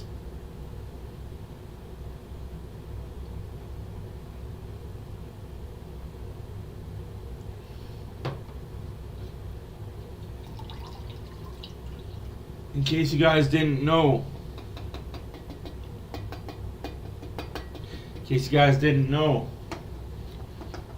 Calgary wants a second round pick for Tanev. Second round pick. No. Nobody would term. No, I would deal a first for a rental, absolutely. But because we don't have the cap space, we have to deal a first and a roster player. And that's just... So far for St. Louis. If it doesn't move the needle, what's the point? As the Western Conference matchup this Saturday, as the Oilers taking on the Stars. They battle it out in Lone Star State. Catch the action live at 3 p.m. Eastern, 1 p.m. Mountain. No, I don't think that was ever the case. 3 of us will be there. I agree, but To play, second period. the players that you're talking about aren't top guys wingers anymore. They're third, fourth line wingers. David for an offensive zone face-off. If we went out and we got Gensel and we gave up a first, Broberg, Bourgault, We've seen this time and time. and some salary in Fogle, yes. Big hit by Ekholm. So if we can get Gensel for Fogle, Bourgault, Broberg, and a first, absolutely do it. But nobody else. Because nobody else moves the needle for me. We have that. Trying to hustle it out. The Blues will have a 2-on-1. Barreling down the right-hand side. Thomason reeled in by who else? By Connor McDavid. Threw a little reverse elbow there on McDavid. Didn't like the fact that the Edmonton captain was riding him. Here's Kyrou. Get faster. Thomas tried to center, and that's picked off by McDavid. The Oilers will have numbers coming the other way.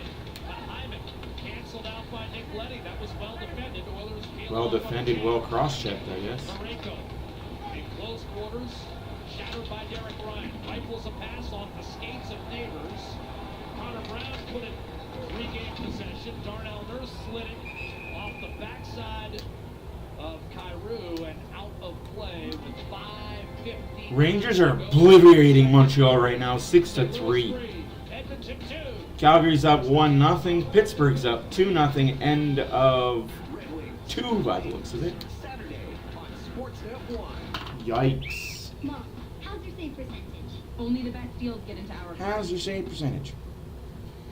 Like I said, BW, I'm not opposed to trading prospects to get rentals and our picks to get rentals, but we need to trade for players that are actually going to help, not just you're a third line there, let's make you a second line here. No. We need a top 6 winger in the Oilers organization. That's why Gensel would be such a big pickup.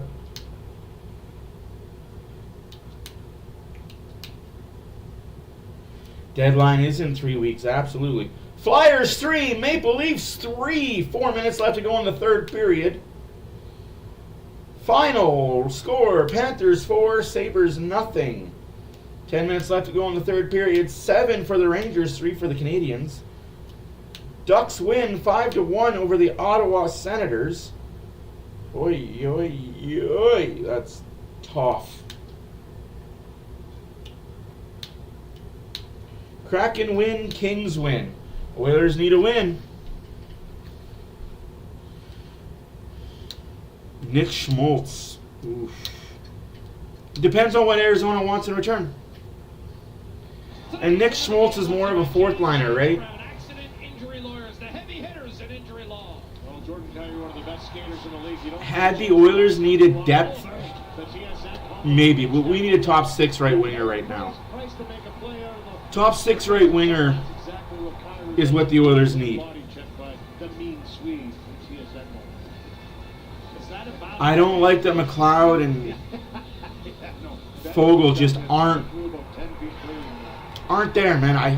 I hate that McLeod and Fogle aren't reliable enough to be in our top 6. One of them. So unfortunately, you're going to say goodbye to McLeod and Fogle next year.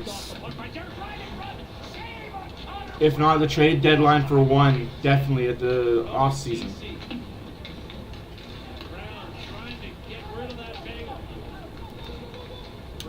Yeah, but he could get you good trade back because of his overall skill.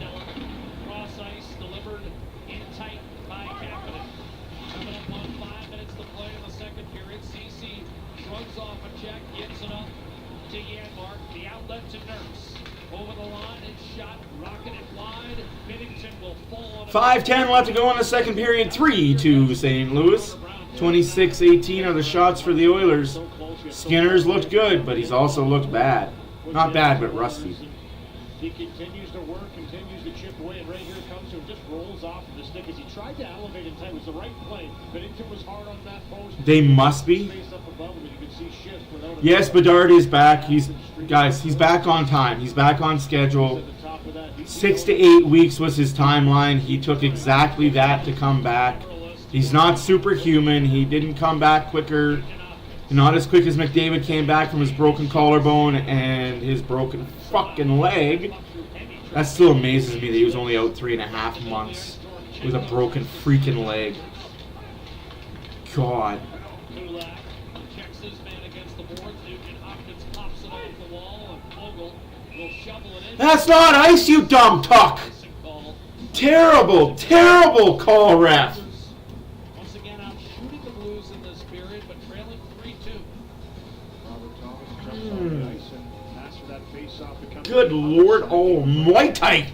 Centerman. It's alright, though. 4:42 left to go in the second period. 3-2 Blues. Oilers have had 3 power plays. Blues have had 2. Oilers scored on 1. Blues are over. Excuse me. Will take the draw. And lose it to Thomas. Right now, Nugent Hopkins, Kane, and Vogel running up that shot. Redirected that off the post, and we're going to have a penalty against Another penalty for the Blues. out in front. Gave him a little Right. good measure afterwards. Maybe So bullshit icing leads to a penalty. bit of a late cross-check, but Good job. Good job, linesman. You're so And then good. The second one was he kind of bumped him at first and then gave him a shot afterwards. Desharnais not happy with this. Here's the blast. This is all off the face-off win.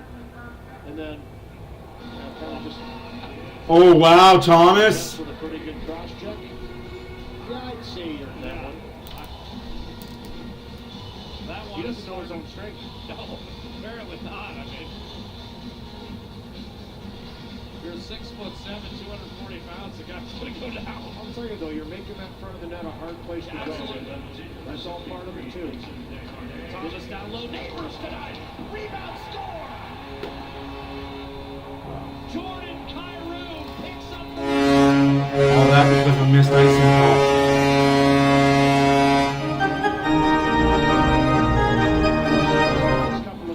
Oh, that because of a missed icing call that wasn't icing. I don't get what the refs look at when they call icing. The All-Star break, it's been a little porous. The penalty kill was so good going into the break, but credit the Blues here. It's the move again by Neighbors. That's going to be his 3rd point of the game. He's all over. He's been put on that power play. Jam play at the net. 2 good saves by Skinner. But because Neighbors stays in the battle for that puck, he just kind of forces it to go that way off the pad. And it goes right to Kyrou. He's not going to miss from there as he jams it home. 2-goal lead. It's all good. 4-2 for the St. Louis Blues. Has surrendered 6 goals over the last 4 games. Neighbors and Thomas with the helpers on Jordan Kyrou's 18th, and the puck sailing out of play. And you're right, Jim. It is what it is, folks. Again and again. All the plays that Don't take penalties. directly to a goal on his stick or indirectly start with him about 7 feet from the net. Just around the blue paint. It's incredible. Even the goal he scored his 19th of the season. He was in the blue paint, kind of stepped out to spin and shoot a top shot for his 19th, and then picked up the primary assist in the last 2 goals. 3 points in this second period for Neighbors, and the Blues have a 2-goal lead. They've come out to play in this second. Oilers need to wake up. I want better from a top 10 team. That's awesome. Don't poke the bear, because the bear pokes back. Kyrou gets on the board. 3 leading goal scorers all have goals tonight, and we've got a whistle, and Sundqvist is We're going to scrap 2. Kane's going at it here. I'm not sure. With Perry. Corey Perry, Perry and Scandella. Wow. And they both tumble to the ice before hammer-like blows. I'd be careful. Scandella, you don't want any of that bear. You might have just woken up an angry bear. Quentin got his stick and is actually going to bring it to the St. Louis bench because it was left in the corner. And here it is here with the clearing attempt of Bouchard. Or maybe Stick, sorry. Are you giving another fucking penalty to Edmonton? Catches up What are you fucking doing, you stupid fucking ref? You dumb fuck!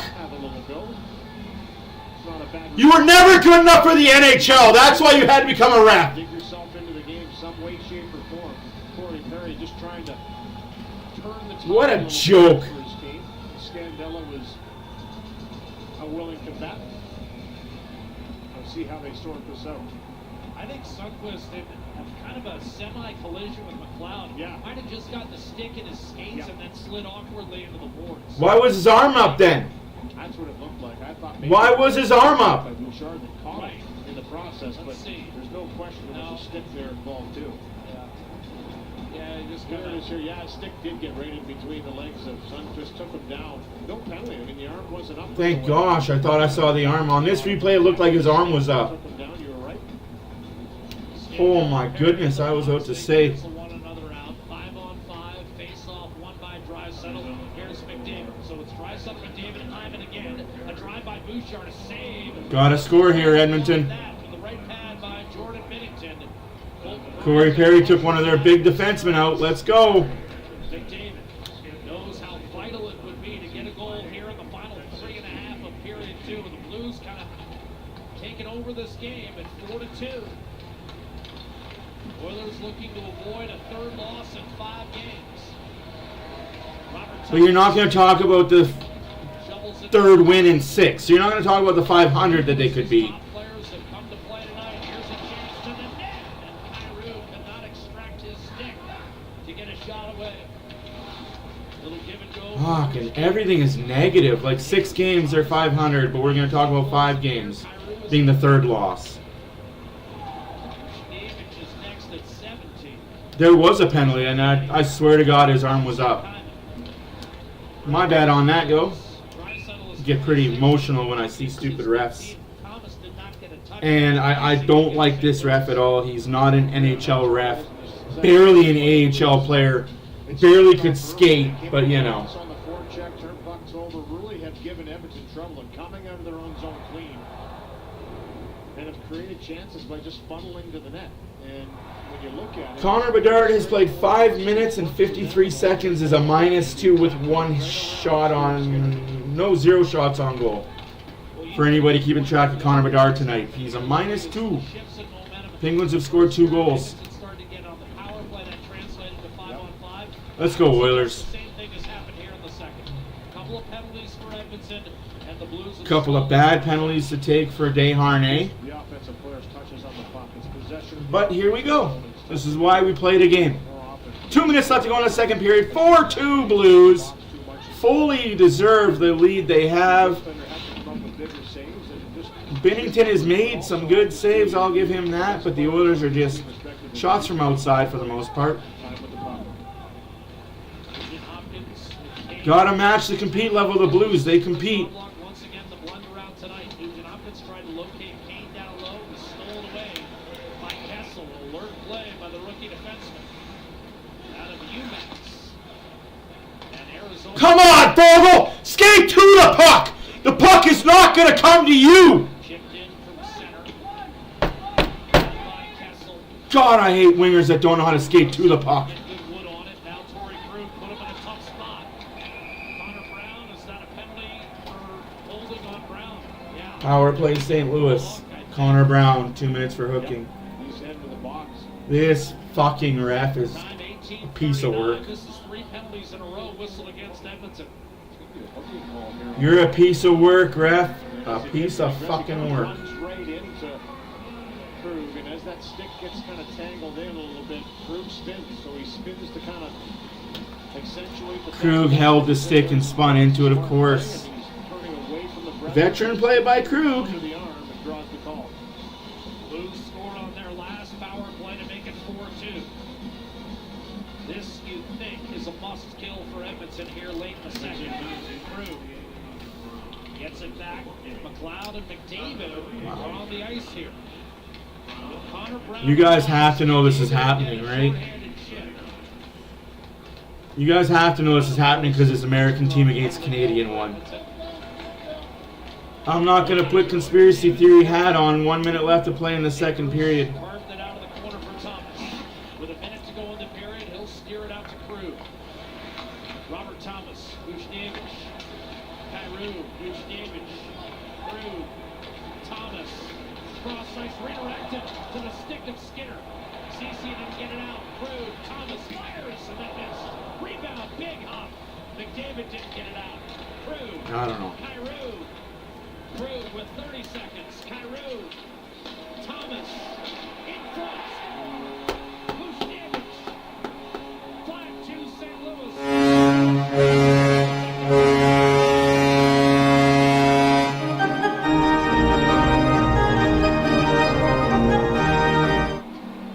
Wonder why they took the game right over there, dumb fuck. Wonder why they took the game right over there, dumbass. You got a fucking idiot ref that has no idea how to fucking ref an NHL game. Just trying to put it off the glass. It's kept in by Krug on a good play by him to get there. But then the passes, you have to go through the seam once, and this is a beautiful little pass by Thomas. He shot it the first time. We talked about him shooting the puck a little bit more. He let one go. He was high with that one off the glass. Walks in, always a threat to shoot. The Stuart Skinner has to stand. It is what it is, folks. You can't beat the Stripes every fucking night, and it just seems like that's what we get when we have American teams play against Canadian teams. Just 4 for their last 11. Not going to win them all, but still can win this game. Still lots of time left. There's a whole period left.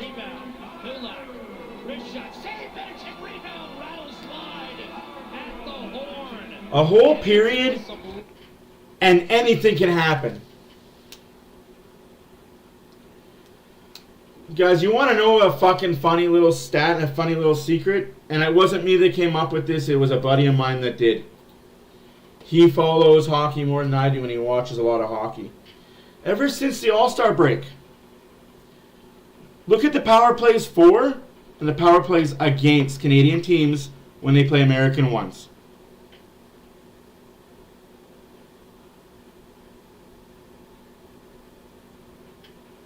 Go look at the stats. You'd be shocked. You would be shocked at the differential since the All-Star break. You would be shocked at the differential of power play fours and power plays against Canadian teams since the All-Star break.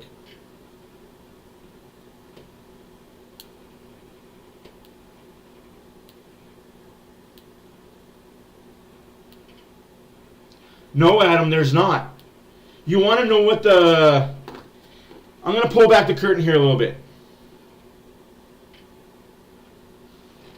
I'm going to pull back the curtain. You have a good night, Blues. Thank you for being here, man. Thank you for chatting.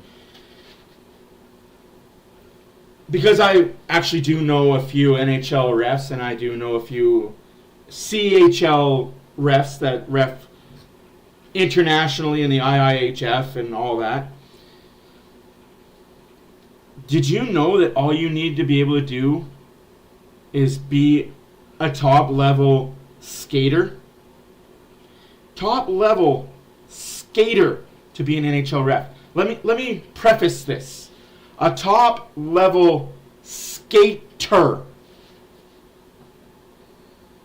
Hey, do you know the rules very well? Well, kind of, sort of, not really. Here's a rule book. Can you skate really fast? Can you skate fast backwards? Yeah? You're a ref. That's it. That is legitimately the requirement to be an NHL official. Skate, power skate, backward skate. There's no school. There's no... Hey, you've been a ref for 15 years in the IIHF. You've been a ref for 15 years in minor hockey, in college, collegiate, overseas. No, it's none of that. Oh, you were an AHL player that sucked at hockey? You can skate really fast? You're an NHL ref. Here's $100,000 a year. Here's $250,000 a year. Sucks that there is no accountability for the refs and the officials in this fucking league. Otherwise, 42 would not be a ref. You don't like it? I'm just spitting facts, guys. If there was accountability and an actual school to go to that you had to go through levels to be an NHL ref, you would not see 42 be a ref, 25 be a ref, and 72 be a ref. They wouldn't pass the training. But because all it takes is you can skate fast, you can power skate, and you can backward skate.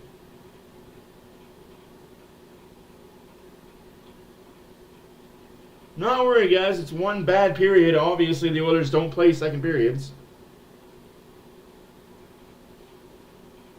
It just boggles my mind at how crappy game in and game out the officiating is.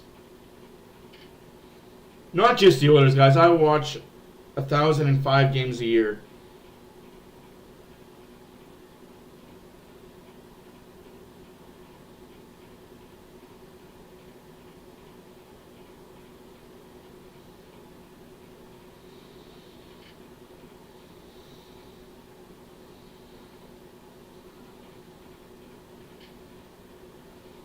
Adam's a very lucky guy. He knows it.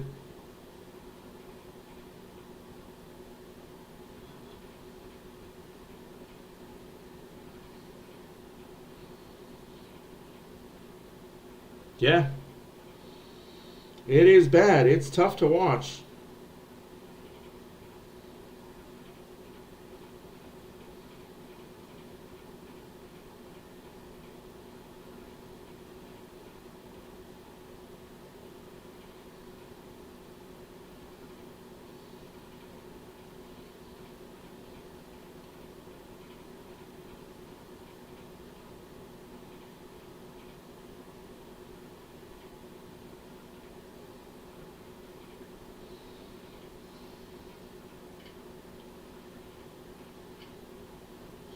Just remember the day, that is all.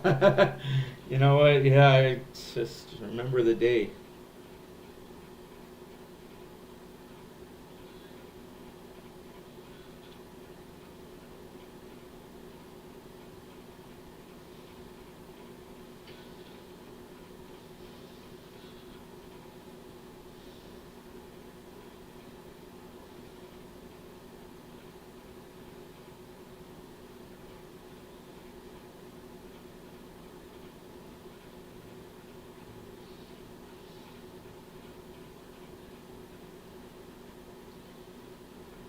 Yeah, you're kind of like my wife. She hates when I spend money on her, but guess what? I don't care. It's my money. I'm going to do with what I want with it. Deal with it.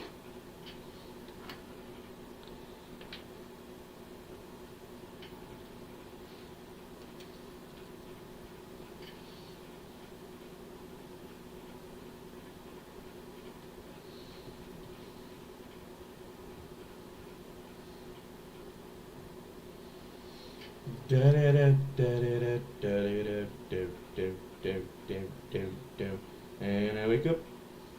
I know who I'm gonna be. I'm gonna be the man who wakes up next to you.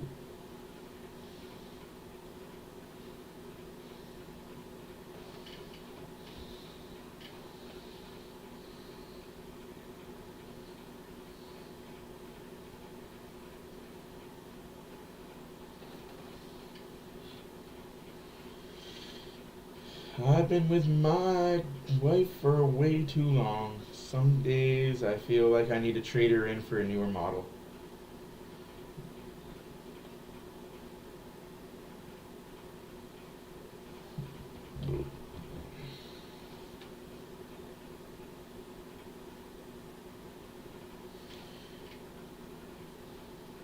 I mean, I love the minivan that I drive, but sometimes you just want to test drive that Ferrari next door, right? Just want to take it out for a test drive.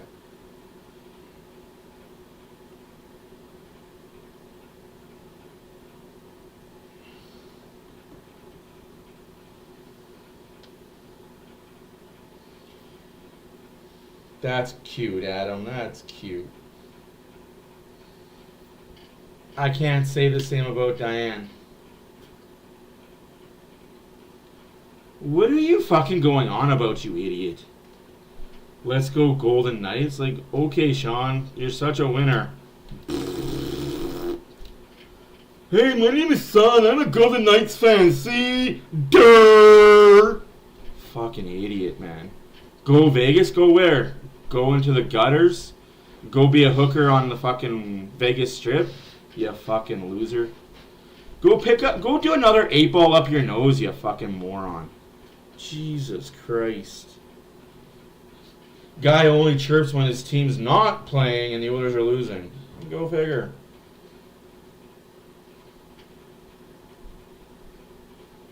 Enjoy that one cup that you're only going to get ever.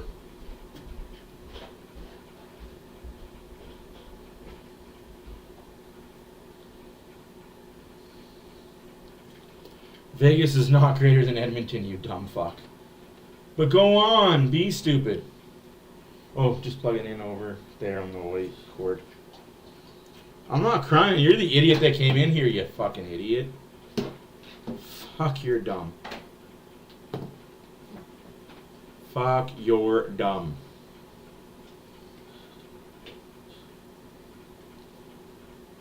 You probably think math is racist. Okay. I'm going up for food. Enjoy. Shower. It's getting on stinky, however that You probably think math is racist because you can't add 2 plus 2. Defending Cup champ. Shut up. Like, defending Cup champions deal with it? Yeah, 1 cup. 1 cup. Yeah, okay, buddy. Come talk to us when your team misses the playoffs for 6 years in a row and see what kind of fan base you have then, you fucking retard. Good God. Gary Bettman handed you everything and then some because your ownership cried and whined about it.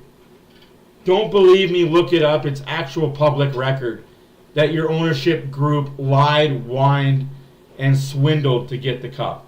But I digress. You know what you're talking about. Fucking moron. Do me a favor. Come chirp. When's the last game of the year? So I get it right, so I'm not an idiot. April 18th. Come chirp April 18th and tell me where the Vegas Knights are and where the Oilers are in the standings. You can't because they won't be anywhere near us. Shut the fuck up, you moron. You're going to knock us out again. Yeah, you're going to 2-hand slash people and we'll get 1 game for it? Fucking moron. If you're going to know things, at least know things. If you're going to chirp, at least chirp with actual facts. Not with brainhead stupid ideas. But, I mean, you are from Vegas and the IQ level is much as my fucking shoe size, so go on. Love how people chirp in the chat like, I'm so big I can chirp in the chat. Look at me, I can talk about how good Vegas is. Fuck.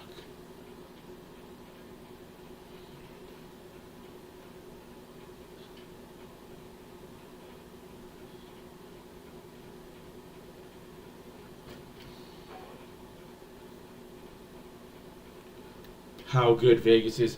Who's their top prospects? I forget. Oh, that's right. They don't have any.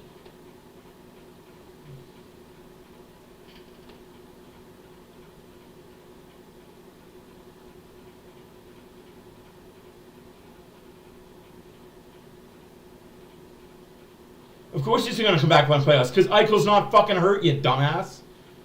They can't play Eichel, otherwise they're over the cap limit. Not fucking rocket science. How do you cheat the cap? You have players not play that aren't hurt. What's going to be discussed in the next GM meeting? Why did Toronto circumvent the cap? Why is Vegas circumventing the cap with players that aren't hurt?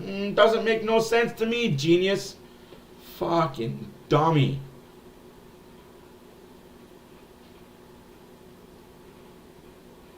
Adios, you fucking idiot. Fucking got no time for stupidness, man. Holy fuck, and then you got retards like this idiot, too. Man, it must be troll night under the bridge. How can you tell you guys don't have wives or girlfriends?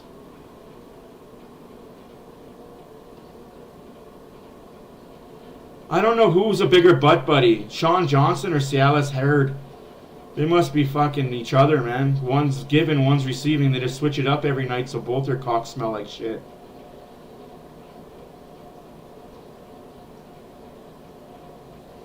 What are you gonna do? You gonna fucking cry? He said my cock smells like shit from fucking Sean in the ass. Oh no. He's so mean and rude to me. Cancel him.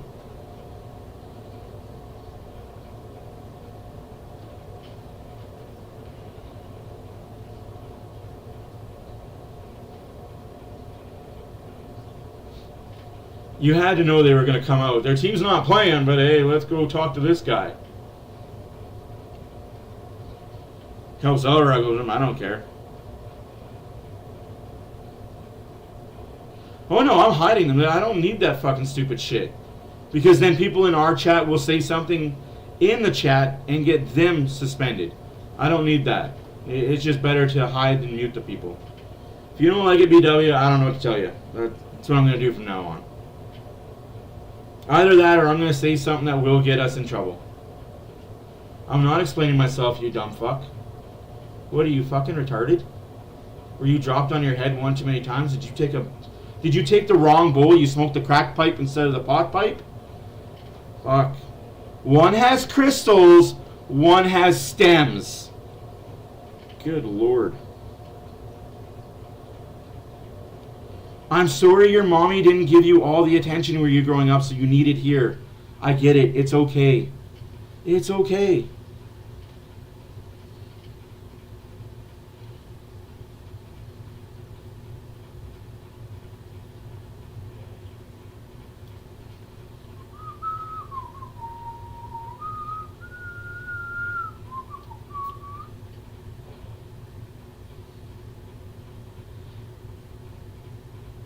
They're not riling me up at all. I think it's hilarious. I'm getting joy out of this. BW, you're the one that gets me going. With your non-confrontational, I don't want politics. And it just, that's what gets me. I don't care what these guys say. I'll forget everything they said. Like, no, I already forgot about it. Anyways.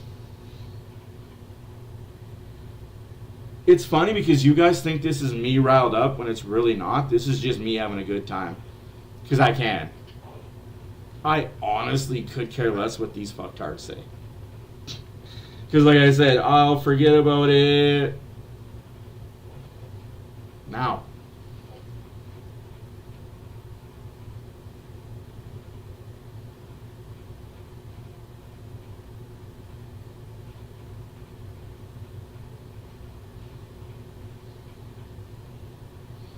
Yeah, I do. I got all the fucking time in the world. That's also the reason why I don't have different profile. I have one profile on everything. I don't have different profiles. If you want to find me, I'm not that hard to find. I don't hide. I don't have different aliases over the internet. I don't have anything. I got me. I don't care.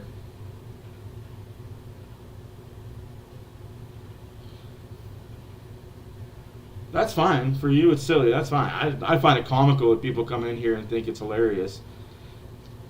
And then when they go and write emails to people and say, cancel this guy, and get all their butt buddies in, and they send me emails and send me private messages on Facebook, and I laugh because I read them, and I'm like, that's hilarious. That's actually a really good joke. Too bad you're using a fake name.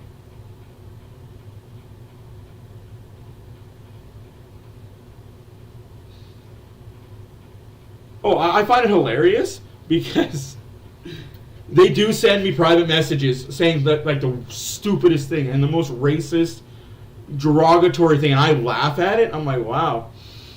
And then when you go to respond to them, they have you blocked, or it's under such a fake profile because they're too chicken shit to use their real names, real profiles, real pictures.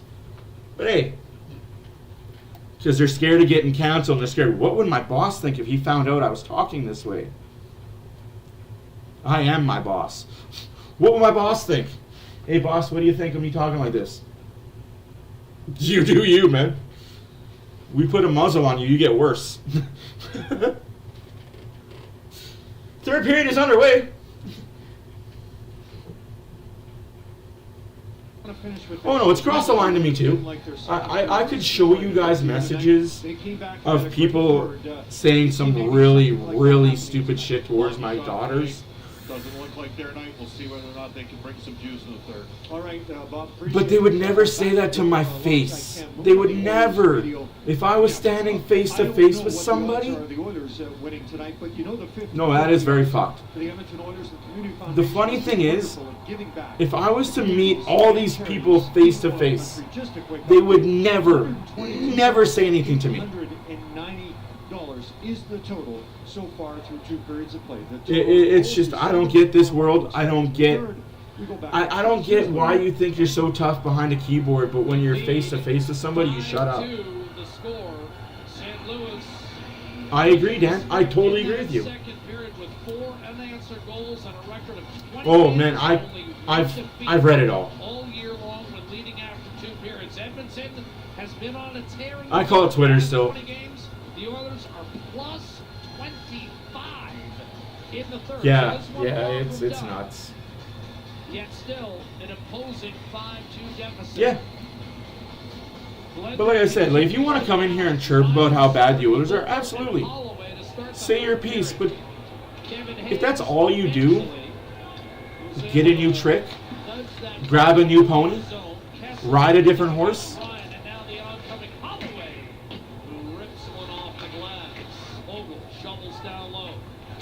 It is what it is. Third period's underway. Oilers got 3 goals in them? I hope so. Back here, first mid-game shot by Bouchard, and that was redirected up top. Directed by Hayes behind the net for Krug, and he'll lob it down the middle, batted down by Ekholm. First touched by Edmonton's Derek Ryan, and that's a hand pass. 37 seconds. Doesn't take a lot for me to ban people. Energetic start here by that line. Chris Knobloch throwing some different combinations together. And I agree. But you know what? The Trolls make it interesting for me.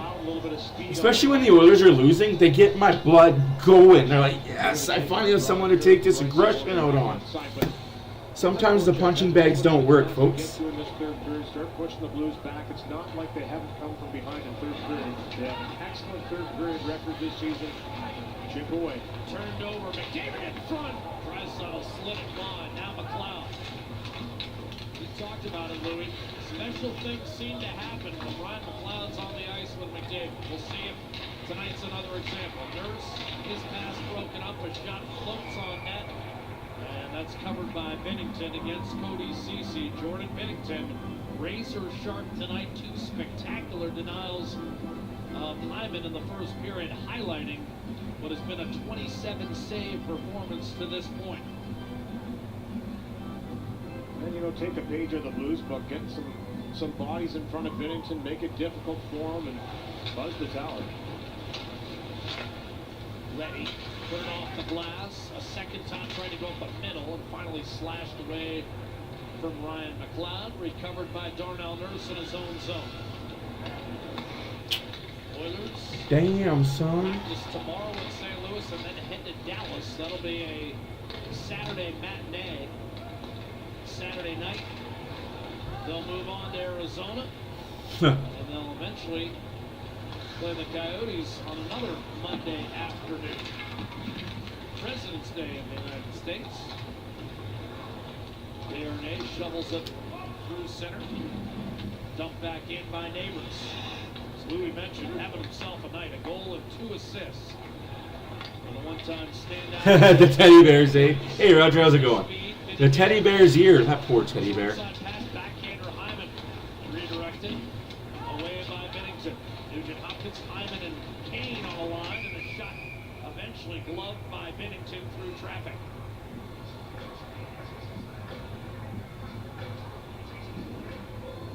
This period brought to you by Legacy Heating and Cooling. No, absolutely. Like, if you're gonna come at me, man. I don't care. But like, when you start insulting and name calling, like, don't say I'm crying when I'm telling you facts. Don't tell me lies and then say that, oh, well, this is fact. No, like, back up your fact. Why do you think Vegas won the cup last year? Why do you think Vegas is the only expansion team in NHL history to get everything handed to them? And their owner promised a cup in 6 years. It's a pretty bold promise. Why did he promise that? Because Well, the second period Gary alone, Bettman St. Louis managed 15 did it. shots. They had 15 shots through the entirety Sucks, of their but loss to Toronto on Tuesday. Here's Hyman rolling in front, shot save, rebound, Kane tripped up. No penalty was called, and Kane is furious. Kane tripped up. No call. Shocker. Can't get it out of their zone. Kane tries It's okay. to pull it Oh, that's a penalty. Hey, black guy. That's a penalty. Al Hyman. Desharnais. Disrupted by Shen, held in. And I respect this ref for being one of the only chasing around right now. African refs Hyman ratcheting up the pressure. Here's one settled in the league. Only black refs in the league. I respect it. I know your job is hard. You've probably heard shit on the ice. But dude, call the game. Like, you see a trip, call it. I agree, borderline. That's an icing. That's an icing. Sorry, I mean, he's skating as hard Yes. as he can get to that puck. That's something that's changed in the league, and I don't like We use real fake meat. keep the pressure on the team that you're hemming in there. Actually, Edmonton has some really good hot dogs. We use dogs, stray dogs, sometimes cat, mouse too, but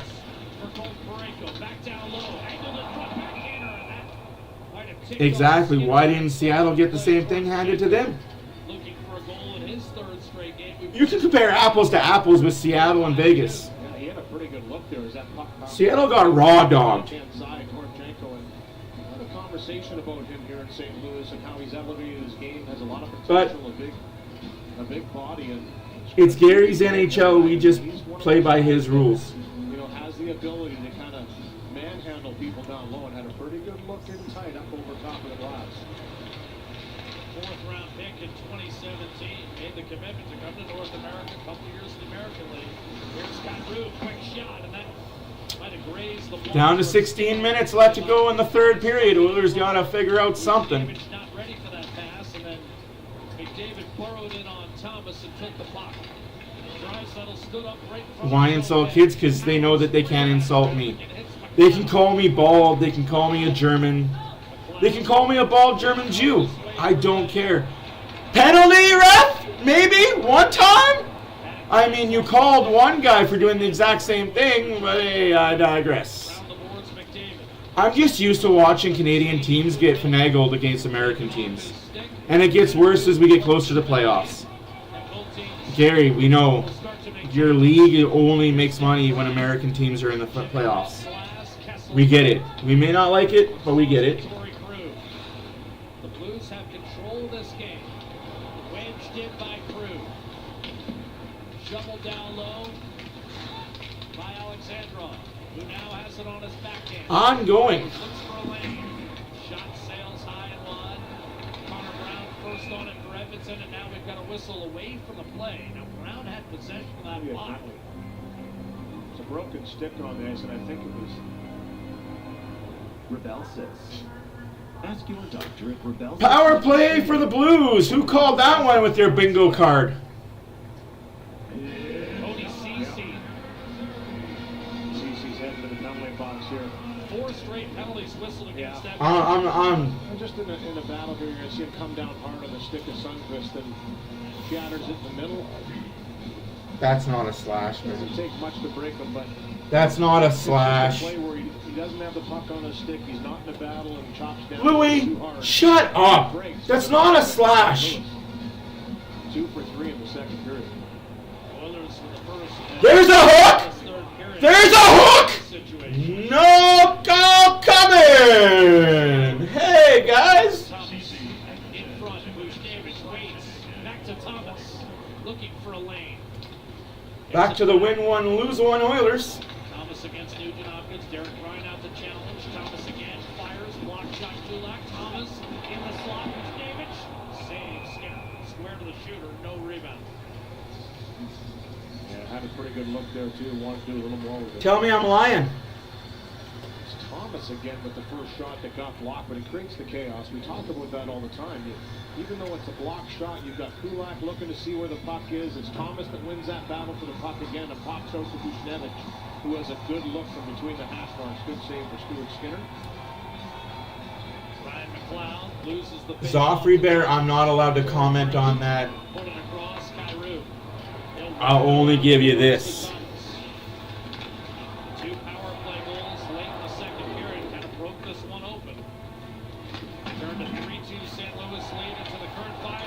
2 advantage. Turnover of Kyrou. Bouchard short-handed. Poke check away. Torrey Crew. Well defended. Final round, 2 Blues. Work the puck from him. Kyrou reaches neutral zone.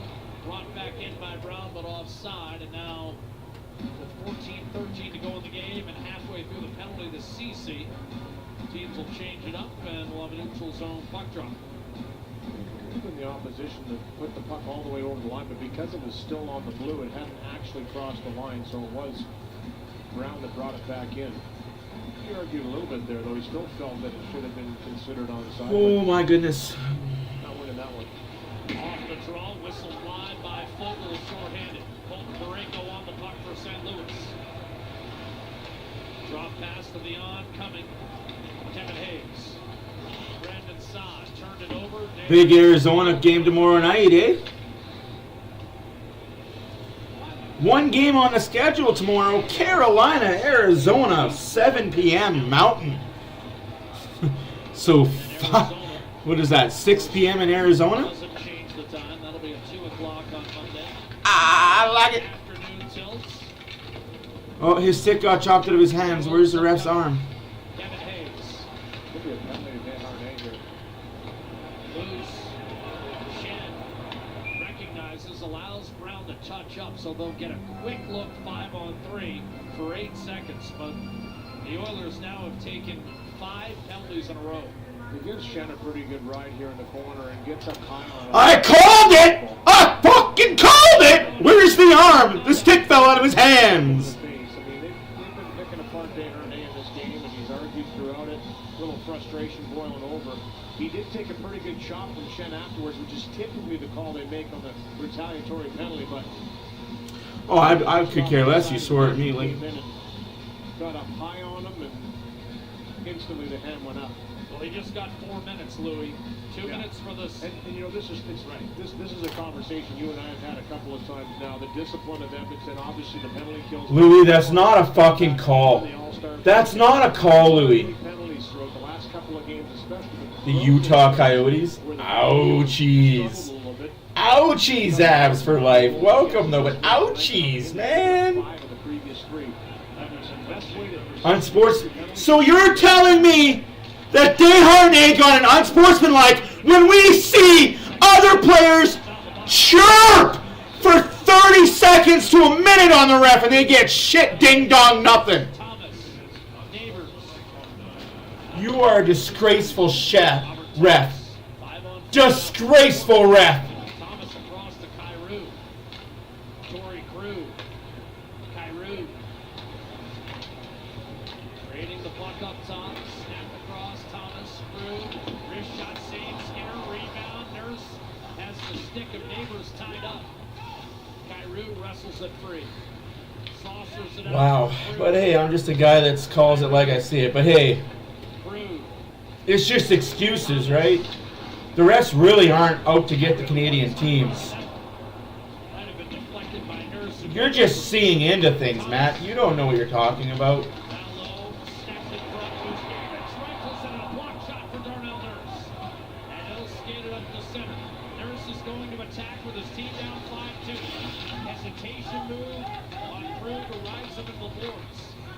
What that second penalty does, Louis, is it takes you down to basically 9 minutes left in the game and you're down 3 unless you're able to get a shorthanded goal. Well, that's why they loaded up at the end of the second period for David and McLeod trying to find that shorthanded goal. I don't know, guys. They It's... might get a chance.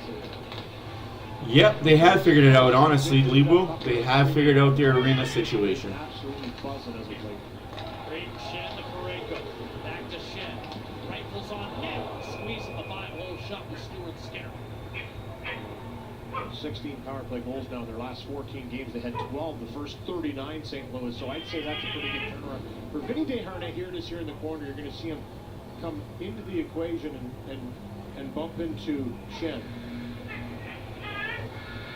Right there. And he gets his stick up a little high. I mean, he kind of shoves him up into the head area. And anytime you come up into the face of head area player, you draw attention.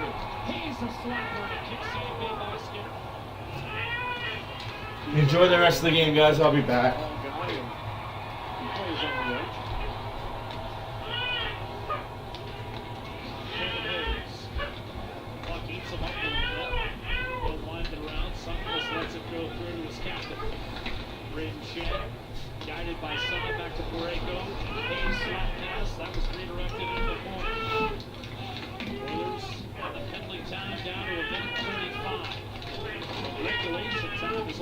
wiggling. Inside 11 minutes to go. And remember, the Oilers are down 3. Jen steps up, back door, Skinner across. And that towed away from Sundqvist by the Oiler netminder. Evan Bouchard lasers one off the left-hand glass and down the ice, and the Blues will change up the power play units one more time.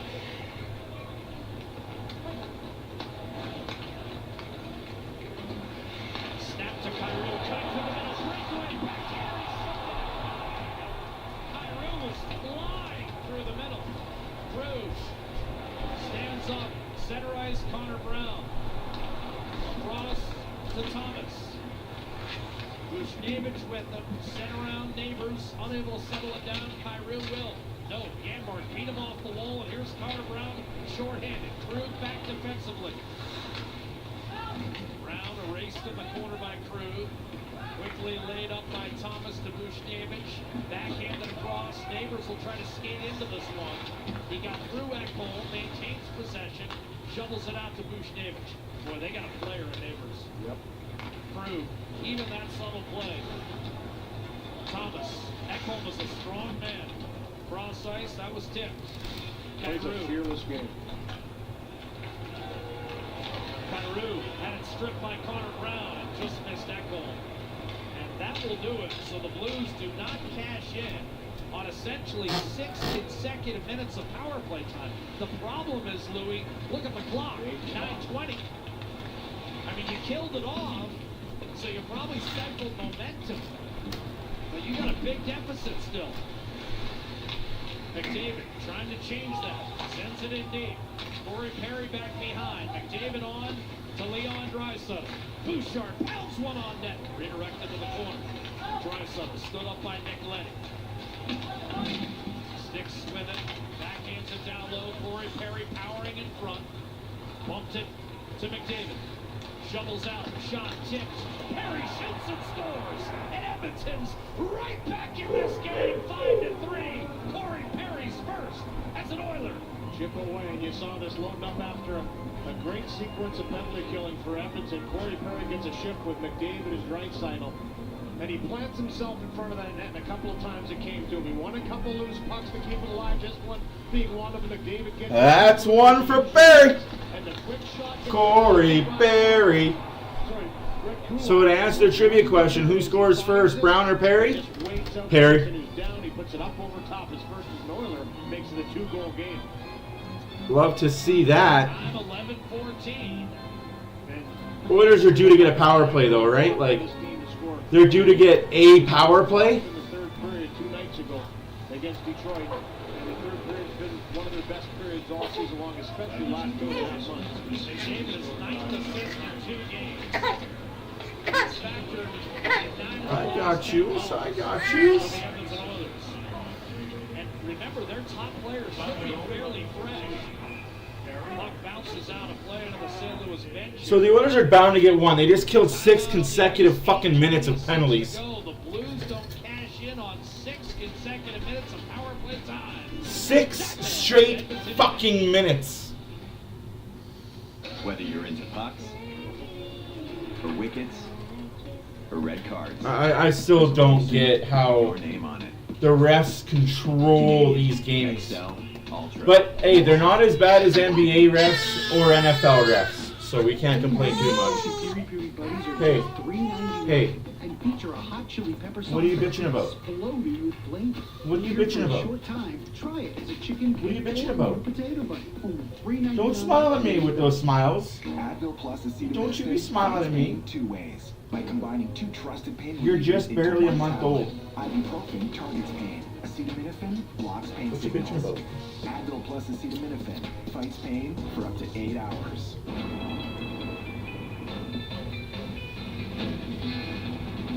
Ow! Your head is hard. Your head is hard.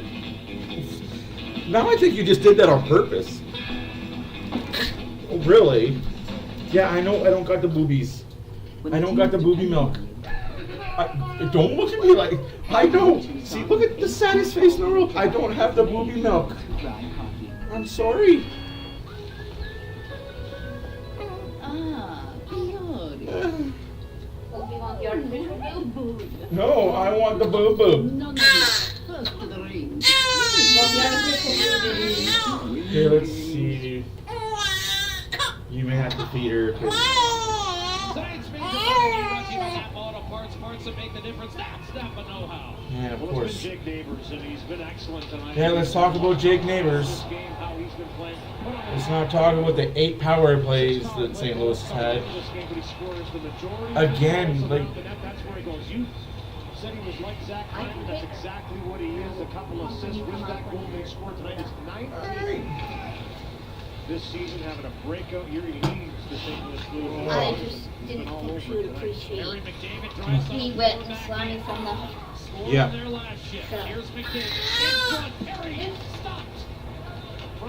You found this on the back of the door in the bathroom, didn't you? Yep, figured as much. I was looking for it too.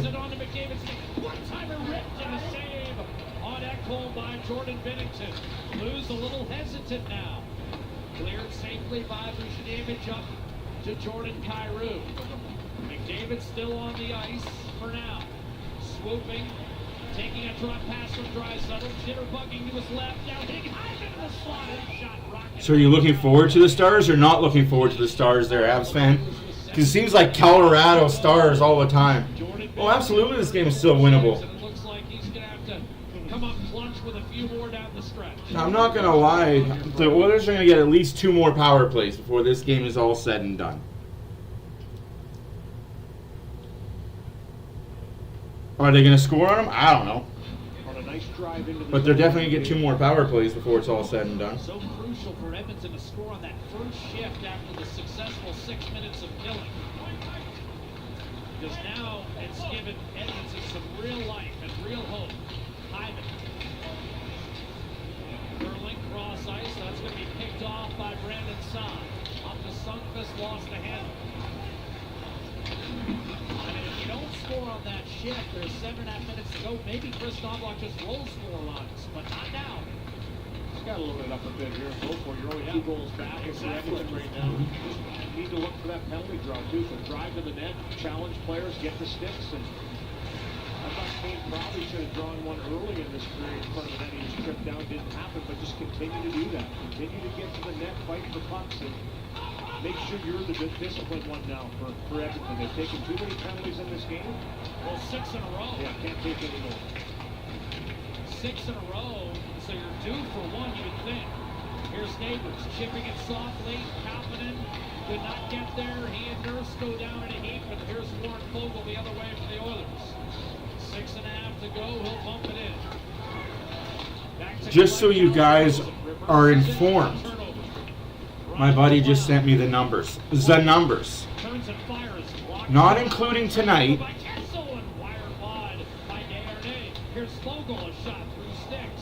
Yeah, the Blues have 8 power plays, but we're not going to talk about it. Not including tonight, American teams when they play Canadian teams have 53 power plays.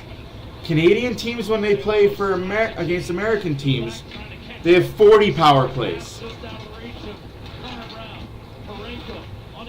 That's 13 more power plays. Come on, Brown.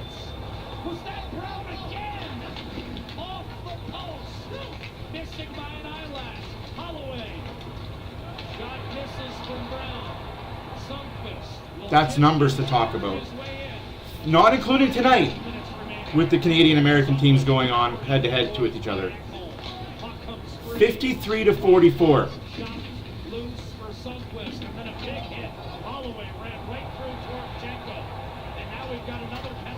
Another fucking penalty. Are you fucking kidding me? One-timer in front. Torchenko stopped by Skinner with 5:11 to play. This is now going to be yet another St. Louis power play. 8 tonight. Don't worry, Blues. You can get away with everything. Slash on the fucking head! On the fucking head! Hook on the fucking head! You stupid! Close, but no cigar. Dylan Holloway, sorry. I thought it was Ekholm. How do you not call that? You're looking at the fucking play!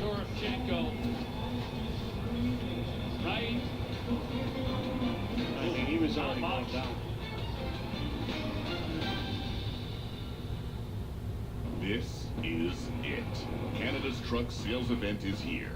That means you can get this great offer on select 2023 Ford F-150s. They're here, right now, but not for long.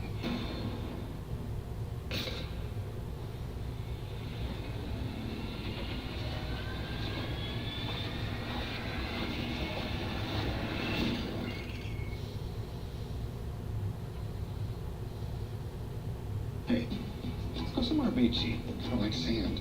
What about Cancun sand? Or Hawaiian sand? Or Caribbean white sand? Ooh, Costa Rican sand. It's got dolphins. With over 50 sunny destinations to choose from, we have a flight for that. This fully furnished dream home is over 3,300 square feet. This is a cake. Yeah, now you can have your home and eat it too. With a $30 ticket, the actual dream home could be all yours.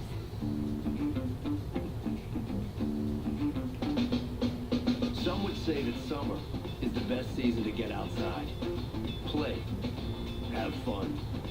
We say, why should summer have all the fun? It's the cheap 4x4 winter event, where the best way to get into winter is to get into Jeep. Right now, get up to 10% off MSRP for up to $8,700 in discounts on Jeep Grand Cherokee. Tonight's Rogers Play of the Game brought to you by Rogers 5G, Canada's largest and most reliable 5G network. George Bennington, especially early in this game, when Edmonton started to really roll in the first period, he's throwing Zach Hyman one. So we are definitely Sportsnet Canadian hockey, right? So we haven't talked one good thing about the Oilers. Held the fort. His team stabilized and scored 4 unanswered in the second period. Edmonton's put 1 in here in the third period to make it a 2-goal game. But now the 7th straight penalty towards Edmonton gives St. Louis the power play. And 8 power plays for the Blues. That's the most power plays the Oilers have seen an opponent awarded since October of 2022. And I believe that was the game in Chicago where we had something like 17 combined power plays at once. Here's Ekholm shorthanded to the net. Tipped just wide again. Brown in the vicinity. The Oilers selling out shorthanded. But now Neighbors the other way, 3-on-1. Waits, and what a play! Bouchard went down to break up. I don't know, guys. I can't watch games like this where we know that one ref is completely biased against the Oilers. And it sucks that it's the same 3 refs game in, game out that don't like the Oilers. I don't know what the Oilers management group, ownership group, players did to deserve such bullshit reffing. Like, I get McDavid showed up that one dude. I get it. I get Draisaitl showing up that other ref. But what the fuck did we do to Samuel? What the fuck did the Oilers do to you, you stupid... 3:40 left in the hockey game. 30 seconds remaining on the latest Blues power play. And they're going to be an offside whistled against St. Louis. Shen did not allow Sundqvist, I believe, to tag back up. 23 seconds left in the penalty to Holloway. Chances at both ends here, and you're going to see Brown kind of drives through the middle. Crew goes down, which I think disrupted everything. Fucking So Brown. 3-on-1, not a clean look on net. And this one here, good defensive play. Bouchard puts the paddle down and the whole shaft of the stick down to make sure that pass doesn't get through by Neighbors, who once again is bringing that puck to the middle. Oh, this game can't end quick enough. I don't care what this final score is. I don't ever want to see this ref another game. Like, I'm sorry, but there needs to be accountability for these refs. Not, oh, well, you don't get to ref playoff games. No. You're going to get a suspension. You're not going to ref any more NHL games. Go to the AHL. Learn your fucking craft. Fuck, if I built a house sideways, I would never hear the end of it of the first fucking person I worked for. I would never get another job in my fucking life. If I didn't put everything at 90-degree angles...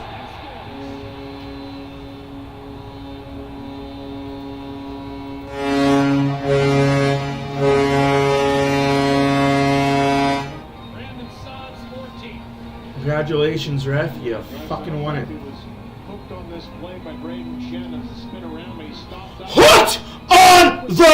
play! No call! Why? Why are we going to call a penalty? Hook! Hook! You are a joke. You piece of fucking garbage. Well, that was dead center, but soft when it right in the middle of the net. That was about a 170-foot shot. I bet if that was DeHarnay and Oiler that did that, arm shoots up right the fuck away.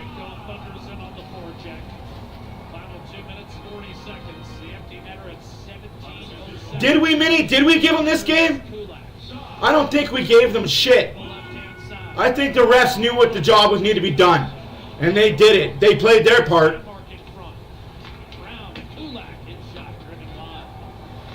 After that first period, the ref put the whistle away. Oilers in the first period had 3 power plays. Nothing after 15 minutes of the first period. No power plays.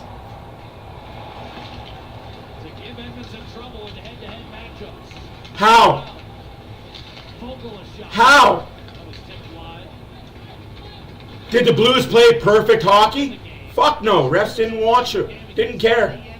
Did not care. 3 assists tonight. Factored in all 3 Edmonton goals.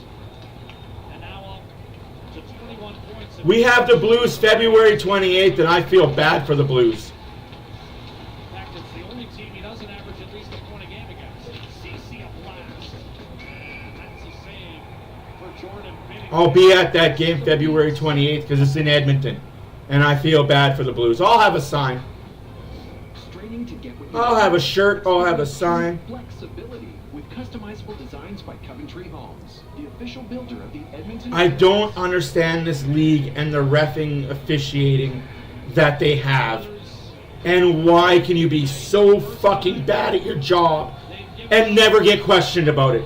Never get talked to, never get brought into the principal's office. Oh, you called this many penalties? I want to know why you called this penalty. At 7:52 of the third period, why did you call this? But at 8:52 of the second period, you let it go going the other way. I want to know your thought process. I want to know why you thought that it was a penalty here, but not a penalty there. Just an explanation. Can't even get that from these fucking bullshit refs. Can't question him from the player. Can't question him as a coach. You get fined. Such a fucking joke that this league protects stupid fucking people. If you're bad at your job, you're fucking bad at your job. Crowd on its feet at the Enterprise Center. The Blues will improve to 16-9-1 at home. And the Oilers, all of a sudden, have dropped 3 of 4 on the road. Who fucking cares what they've done on the road? A new club record with 9 straight victories away from home ice. It's been a little tougher trend since the break for Edmonton, and teams are digging in again down the stretch. You expect that, and it looked like they had this game in control after a little bit of a slow start. Credit the Blues; they came out a little bit more hungry. Credit the Blues? Yeah, credit the Blues, the ones that wear stripes. Second period. So from that point in time, it's been 5 goals for St. Louis and 1 for Edmonton. A little undisciplined in this game. The timely. My God, you're an idiot. Kind of derailed them a little bit. Undisciplined. Oh, there's a slash. Knocked off the stick, a second chance in front of Binnington, and finally lobbed out of danger. And that'll do it. Oilers outshoot the Blues. Oh, thank God that fucking shit show is over. Deflected out and hit Ben Sherrod in the face. Didn't go down. Ladies and gentlemen and ladies, thank you for watching Oilers After Dark. My name is Matt, as always. Hopefully you enjoyed the broadcast. Blues win. Blues win. Make the score 6-2. Sorry. What was it? 6-4? 6-3. Did it matter? It's hard to beat. I switched over to the Vancouver game. Vancouver's up 2-0 on the Detroit Red Wings. 2:30 left to go in the first period. I'll get the first period and a bit of the second period for you guys. You can't beat reffing every night, and I don't like the fact that people are, well, that's just an excuse. You've clearly never played a game where you've been lopsided against a certain team. It's essentially playing with an extra man the entire time. Oh yeah, better luck next time. Yeah, for sure. 2 minutes left to go in the first period. Vancouver wearing their beautiful black jerseys.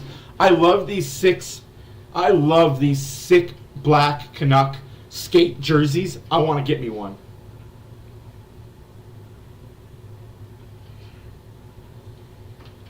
No, I don't think it had anything to do with Edmonton's effort. They outshot. They outplayed. 5-on-5, the Oilers were a better team. I don't want to hear that. I'm sorry, but that's stupid. Not good enough, obviously. No, it's kind of hard to be good enough when you touch a guy, he falls over and get a penalty. And then when your players get slashed, hooked, cross-checked in front of the fucking net, no call because, hey, I wear a Blues uniform. And tonight, we've got the ups. I'm sick of betting in the NHL, and I'm sick of the fucking refs that bet.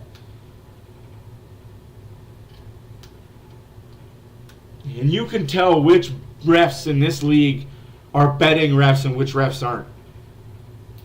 It's fucking ridiculous, and Gary, you need to fucking retire. Vancouver gets another penalty. That's 3 penalties in a row for the Vancouver Canucks. Wow, that's a penalty? How is that a penalty? I just saw the same thing happen to the fucking Oiler last game, and that wasn't a penalty. This is what I mean by inconsistent bullshit when it comes to reffing.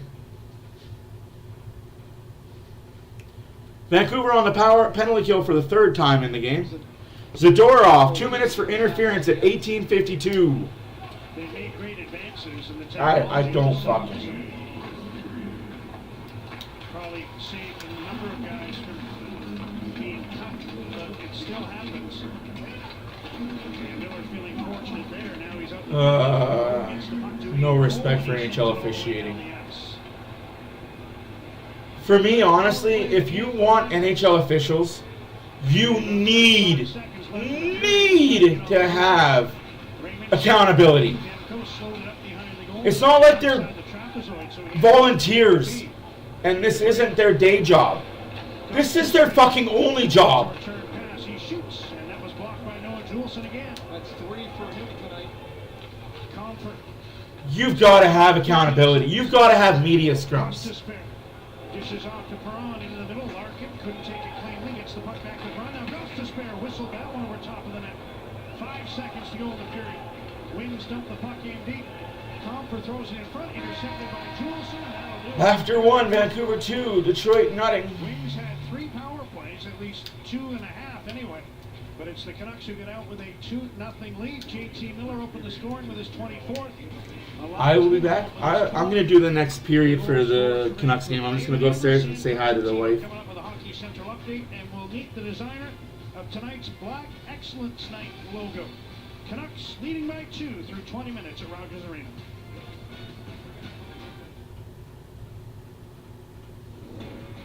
Get closer to hockey with the NHL app. The rest of the scores for the out-of-town scoreboard. Download the NHL Leafs 4, Flyers 3 in overtime. 3-1 Pittsburgh, 6 minutes left to go in the 3rd period. Sharks 3, Flames 1 after 2. Kraken beat the Bruins 4-1. The Rangers beat the Canadiens 7-4. The Lightning beat the Avalanche 6-3. The Stars beat the Predators 9-2. The Panthers beat the Sabres 4-0. The Kings beat the Devils 2-1. And the Ducks beat the Senators 5-1. When all is said and done, what does that all mean? Nothing. Oilers are still 3rd. Stick around, he says. Yeah, I told you guys I'd be doing this. Really nice people. They never judged me. They got me back on track. I'm so grateful. Here, I'll even do this for you.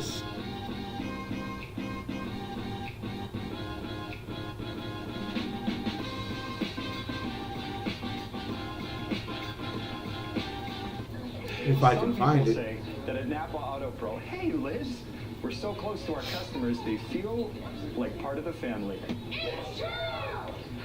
It's true. Napa Auto Pro. Napa With every Auto lottery ticket, bet, and spin, you make BC even better. BC Lottery Corporation celebrates wins for our players across the province. Last year, BCLC awarded over $910 million in lottery winnings and created 53 millionaires in BC. 53 millionaires in BC alone. That's pretty damn good. Scott has won a $55 million jackpot through Lotto Max. It's surreal and really is life-altering. Scott purchased his winning ticket at a local lottery retailer in Victoria. When a BCLC lottery ticket holder wins, so does the retailer and their community. Last year, BCLC awarded nearly $84 million to over 3,300 lottery retailers and prize commissions to help support their business. And funds generated by BCLC go back to the province to help support healthcare, education, and community programs we all rely on. BCLC, with every play you're making BC even better. When your check engine light goes on, you want to bring it in ASAP. At Budget Auto Centers, we've got the tools and knowledge to diagnose the issues. And get you back on the road. Engine light, bring it to Budget.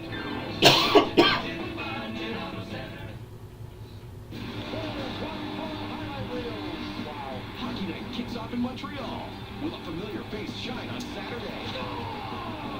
Then, it's number 34's turn. Can Austin remain the league's goal-scoring leader? Plus, a huge Canadian clash in Vancouver as the Jets look to gain ground in the Wild West. He scores! Thank you very much! Hockey Night in Canada, Saturday. Watch on Sportsnet or stream on Sportsnet Plus. Great start for the Canucks, and what was a low event first period, Yes. right? Like, what, 6 shots for Vancouver, 3 for Detroit, and it's a 2-0 lead for the Canucks. Sam Cosentino, David Amber, great to have you on. It's a busy night. Busy night, fun night. Oh, no, you're good. You can leave. Lots of action. There's a lot going on. I'm just doing a quick Vancouver. I didn't realize they were just starting the first period here. Games, 6 Canadian teams in action. Oilers and Blues. Oilers were up 2-1. They really want to talk about. No, I'm really liking the Canucks' approach this year too. But can we be honest with ourselves, though? Can we be honest? Vancouver fans, can we be honest with me? Going into the year, you guys didn't know this team was going to do this. If we would have asked you going into the year what your thoughts were on the Canucks doing this, you would have said 4th, 5th in the Pacific, maybe a wild card team. You wouldn't have said they were going to be first. Right? You wouldn't have said that you'd be first.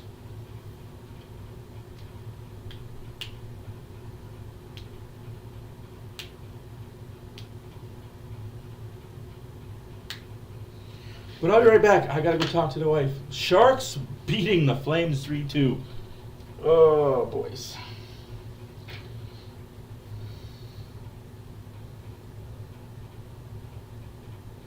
That looked offside, but hey, what do I know?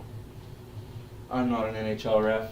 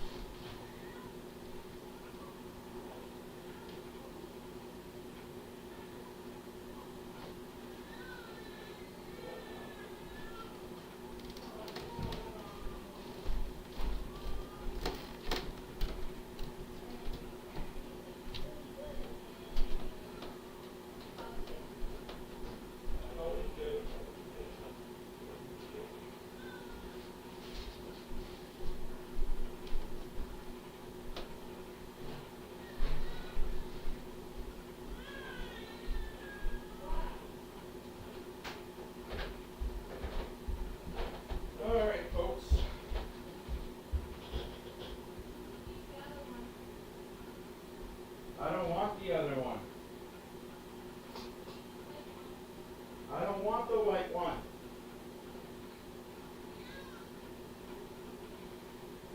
I said I don't want him. He's your problem.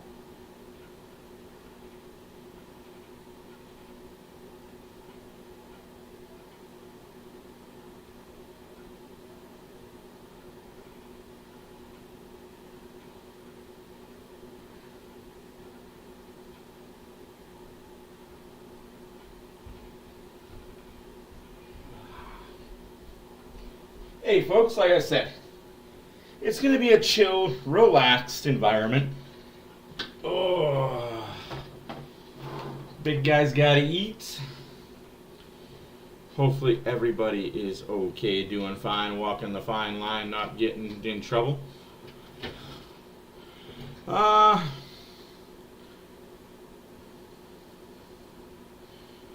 Absolutely. Dum bells boy. Hey Ranting Ranger, how you doing? Oh yeah, I'm still here.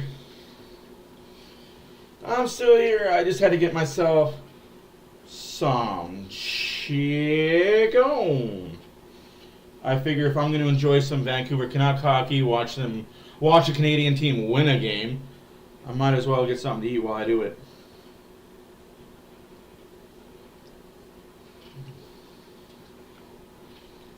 How's everybody doing now? How did I get balder?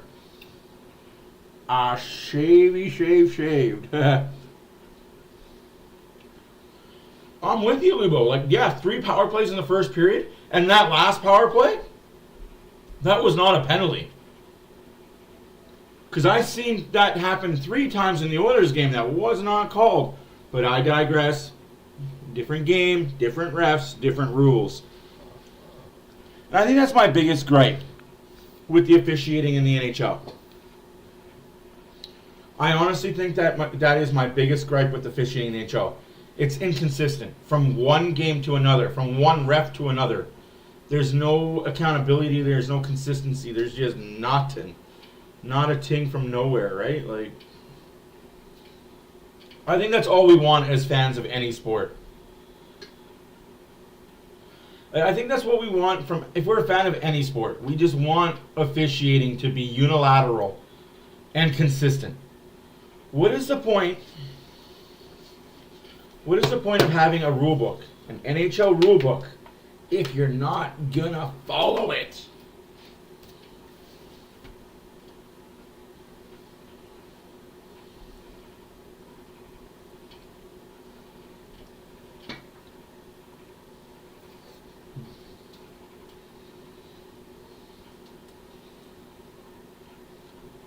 Detroit plays Calgary tomorrow.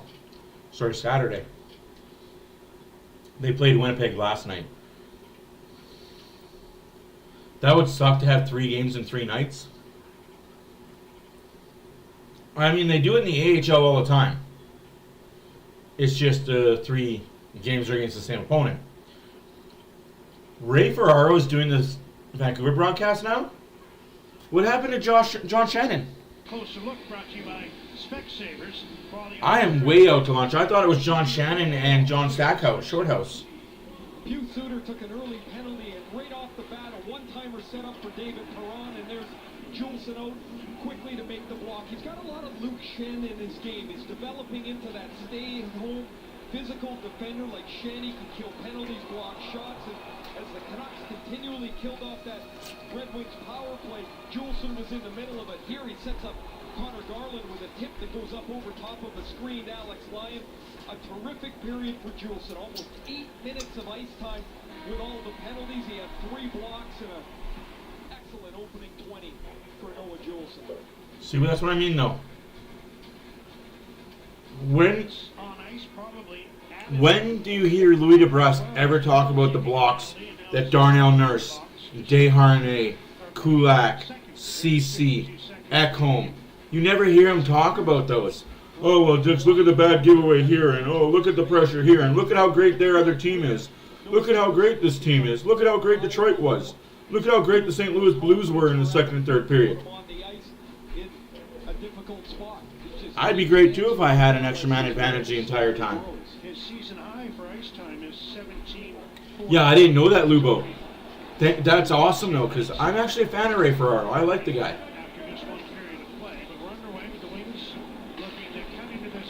He was a little rat player, but as far as commentators go, we've seen worse. Is John Shannon okay? Or is it just he's at that age where it's... And the Wings keep it in. Here's DeBrincat. Turning with the puck. Feeds back. Sider tees it up and a swing and a miss by Patrick Kane. Wings get the puck back. Here's Sider. Fakes the shot. Takes the shot. He missed the net. Good job by Lindholm to poke the puck free. And he skates on it himself and sends it all the way down the ice. 3 power plays in. The Wings have missed the net 4 or 5 times with opportunities for A, a goal, but B, also a shot and a rebound. They're not helping themselves. Canucks are back to full strength. Zadorov headed straight. I get giving both sides. Like, guys, I get talking about the other team because sometimes, especially in Canada, there are American fans watching that can't watch the American broadcast. I get that, but what Louis does is above and beyond giving the other team its 5 seconds of shine. For me, if you're going to give the other team 5 seconds of shine, give the Oilers a minute and 5 seconds of shine. Oh, Comper.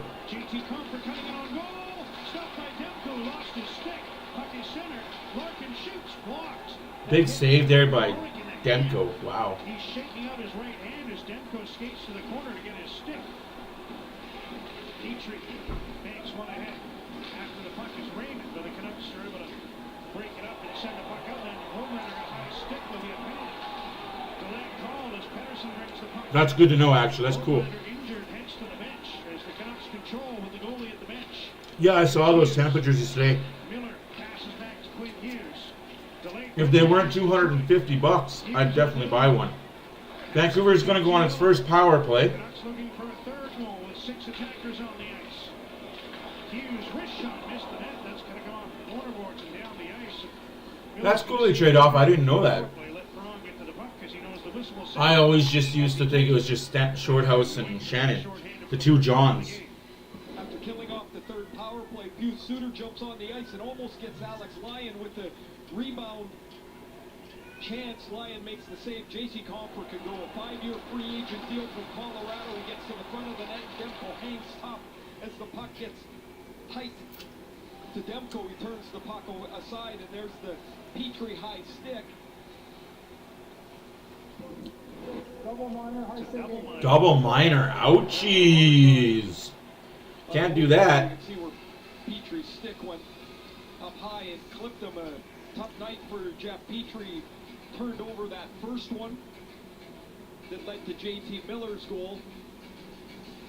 I don't think they're going to reduce. Go, lay down. Get away from my food. You little crackhead. I wonder if the only thing they could be looking at here is if it's a follow-through on a shot. As Petrie goes to shoot it, and his stick goes right through and catches Homelander in the mouth. I mean, it's a bouncing puck. After review, penalties confirmed. Got double minor, high sticking, 46, Detroit. It's not unlike, it is unlike, but it's not completely unlike the one that Baronin got the other game, where the puck was in the air, and he tried to swat it out, and he caught the player in the face. This is a little different, but the puck was in the air. I guess it's some, it's some. Yeah. You've got to be in control of your stick, and while Petrie wasn't necessarily careless with it, he did hit him in the face with it. And oh, ouch! The special teams have done a nice job. Down a man.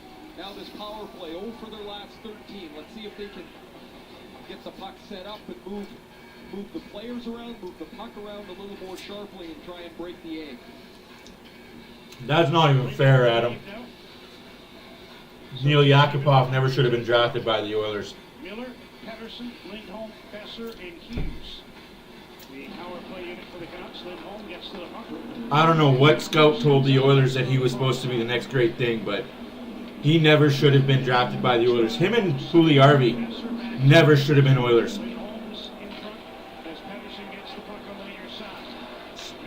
Yeah, I'm a huge fan of them too, Lubo. I don't like the Orca jerseys because they're corporate jersey. They're not a jersey that should be worn. Seeing as you're a fan of the Vancouver Canucks, you know they're corporate, right? While trying to shoot it down the ice. 40 seconds gone in the double minor. To Jeff Petrie. Quinn Hughes. Brock Besser in front. Pedersen. Puck couldn't settle for him. Didn't get a good shot away. And now Rasmussen's able to backhand it down the ice. At some point in that puck possession, the puck's got to get to the front of the net. You've got to shoot it once. Make the penalty killers move. Even though it might seem really simple.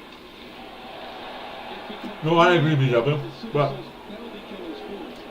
Hughes was tripped. Fans wanted a two-man advantage. They're not going to get it. And now it's second unit up. Niels Höglander getting some time with this unit. Dakota Joshua had been playing with the second unit, but he's out with an injury. Puck sent across, comes through the shooter, down to Höglander, who drew the double minor. Gets the puck around to Connor Garland. Wings doing a good job keeping everything to the never watched it. Here's Hronek. Garland to the net, and Höglander was there, but it went off either his stick or Sherratt's as they battled in front and over the glass for a whistle. That number one group will jump. I never watched it because it's based on drugs. Rush up the ice, man. And I'm going to be honest, anything that is based on drugs or centered around making drugs, selling drugs, I'm not into. Keep the puck in the zone. Now the Canucks have 20 seconds left in the first part of this double minor. Like the show Narc or Narco, I'm not into it. I just can't.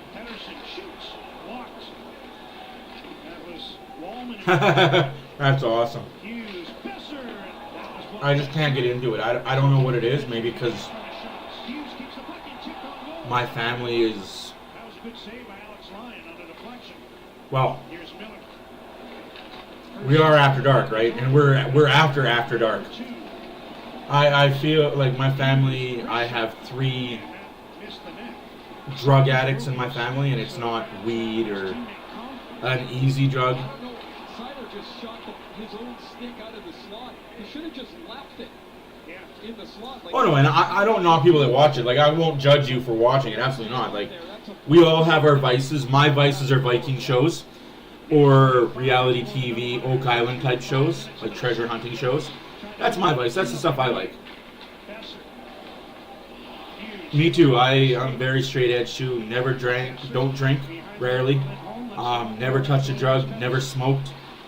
Unfortunately, I've got siblings that got addicted to meth and cocaine and other very bad drugs.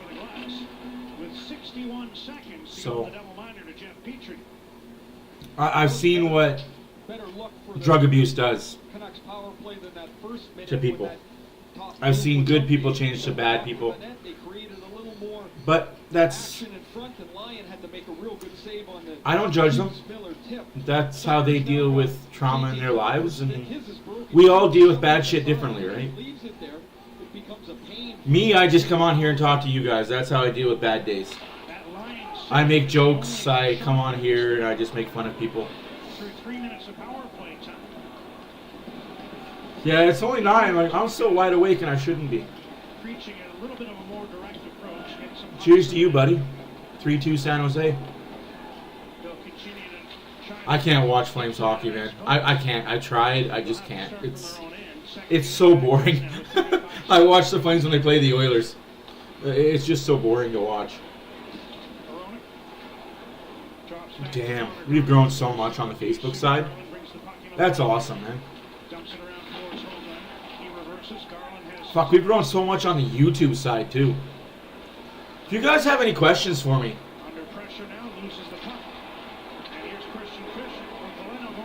ask away. I'm an open book most times. Oh, yeah.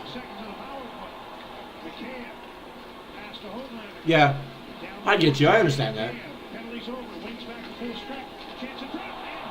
I love that Black Coyote one, man.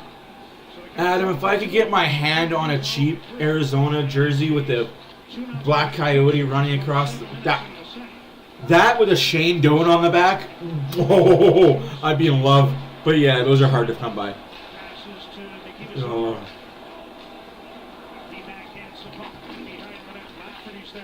See, that's one thing I don't like about drug addicts is they blame other people for their downfalls and their failures.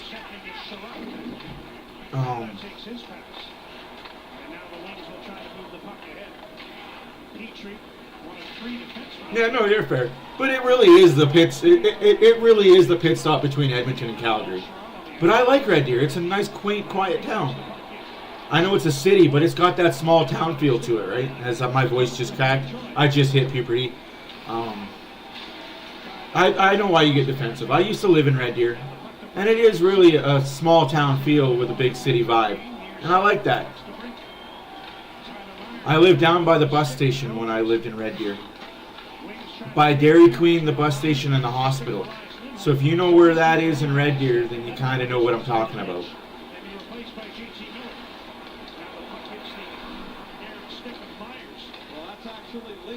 No, absolutely. We're all addicted to something. See, that's why I like the way that I am, is because I'm not addicted to anything, because I do everything in moderation. I eat food, but I eat it in moderation. I like my junks and I like my chips, but in moderation. Like, I know if I eat McDonald's 4 times a week, I better hit the gym 3. You know what I mean? Like,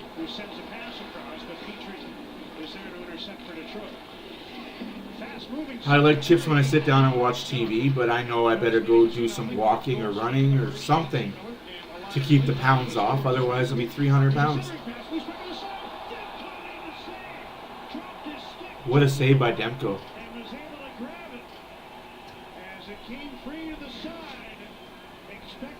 I mean, huge save by Demko there. Wow. I mean, my wife has a yarn addiction as well. I wouldn't say that to her face, but Ricky's half-pound Canadian Angus beef burgers. She's addicted to crochets and that type of stuff.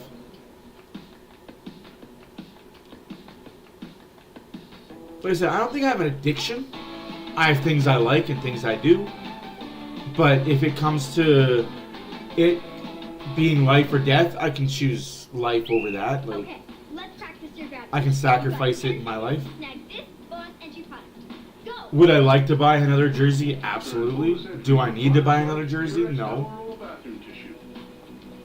Shop in store or online. For any Canadian visiting the USA, the first question is... In my defense, it sounds like an act. In my defense, I need to do this for this. No, that's good. That's good. No, that's a good reason, right? Like that's an awesome reason to have things when you sell things for it, right? Like you make things. You're a project person.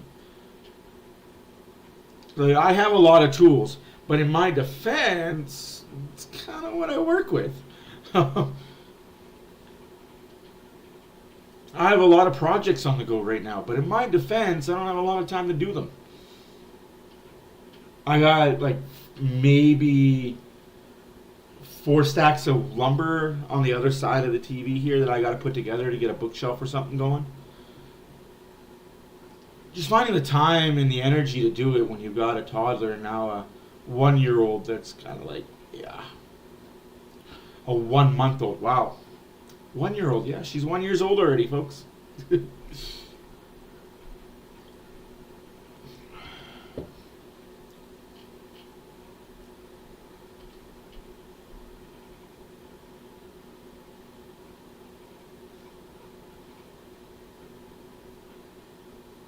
Absolutely.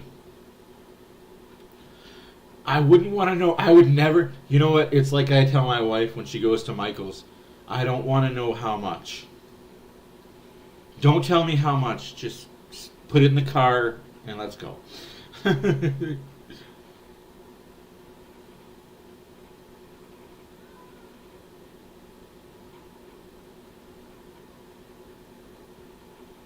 Yes, I corrected myself, ma'am.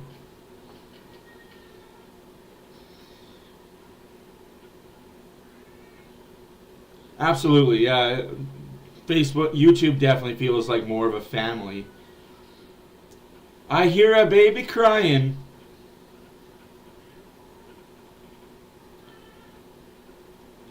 Alright, which one of you motherfuckers snitched on me?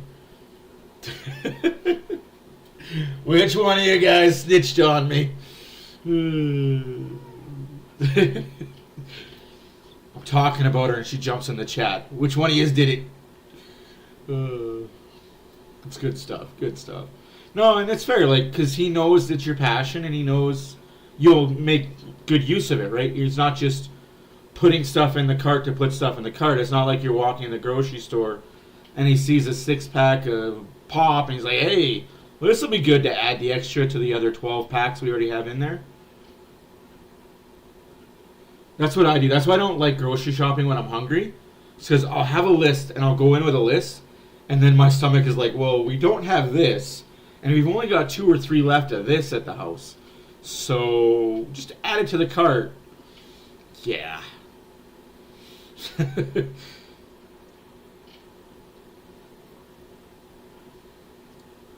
Oh. And we're back. Calgary's melting down. Vancouver's playing really well defensively. They're kind of playing a defensive trap. Or you're not allowed to use defensive trap anymore in the game.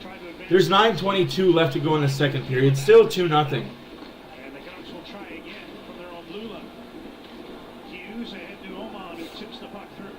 But isn't that the best? Like, whenever you go shopping, you just get hungry when you're shopping. It's like, oh, now I just bought $300 worth of groceries. Now I'm going to go buy, like, my meal from Pick Your Fast Food.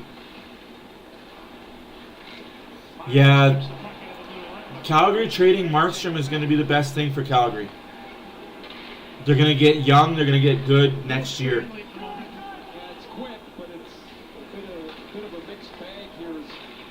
Yeah, absolutely. They need to retool, rebuild. I'd much rather they rebuilt than retooled.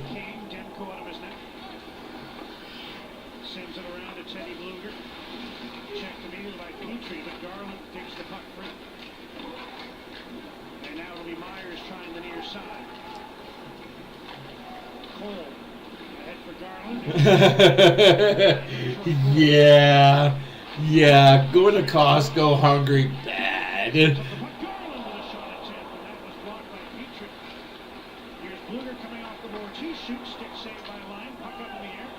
Very bad. What's the best grab from Costco? Ooh. I'll show you what confidence looks like. Nils Höglander in the 2-on-1. He holds it, just about beats Alex Lyon and Ilya Mikheyev. He's digging away. Drive it to the net, and he'll produce something. You're gonna laugh when I say this, but it's true. The money not being included in any financial. Diapers and baby wipes. That is the best get from Costco. The consumer proposal took all that weight off my shoulders. It saved my life. Dad, have you seen the boat keys? Should have gone to Specsavers for the big free lens offer, where best food from Costco. Included when you buy a pair of glasses from $149 or above. BW, have you ever? Welcome to an electric car commercial. Wait, that is. Oh, they have their homemade lasagna, cheese, garlic rings. Oh. Have you ever gone to their food court and got their chicken fries and asked for gravy and cheese to be added to the fries? This is good, clean fun. So what they do is they put the chicken, the fries, the cheese, and the gravy all together. When you ask for this, they put it all together in a container, and it's chicken and poutine mixed. Oh, it's so good. You're ready to play now. And if you've ever explained icing, then let me tell you, you're so ready to play now sports. Chicken mixed with poutine. It is amazing.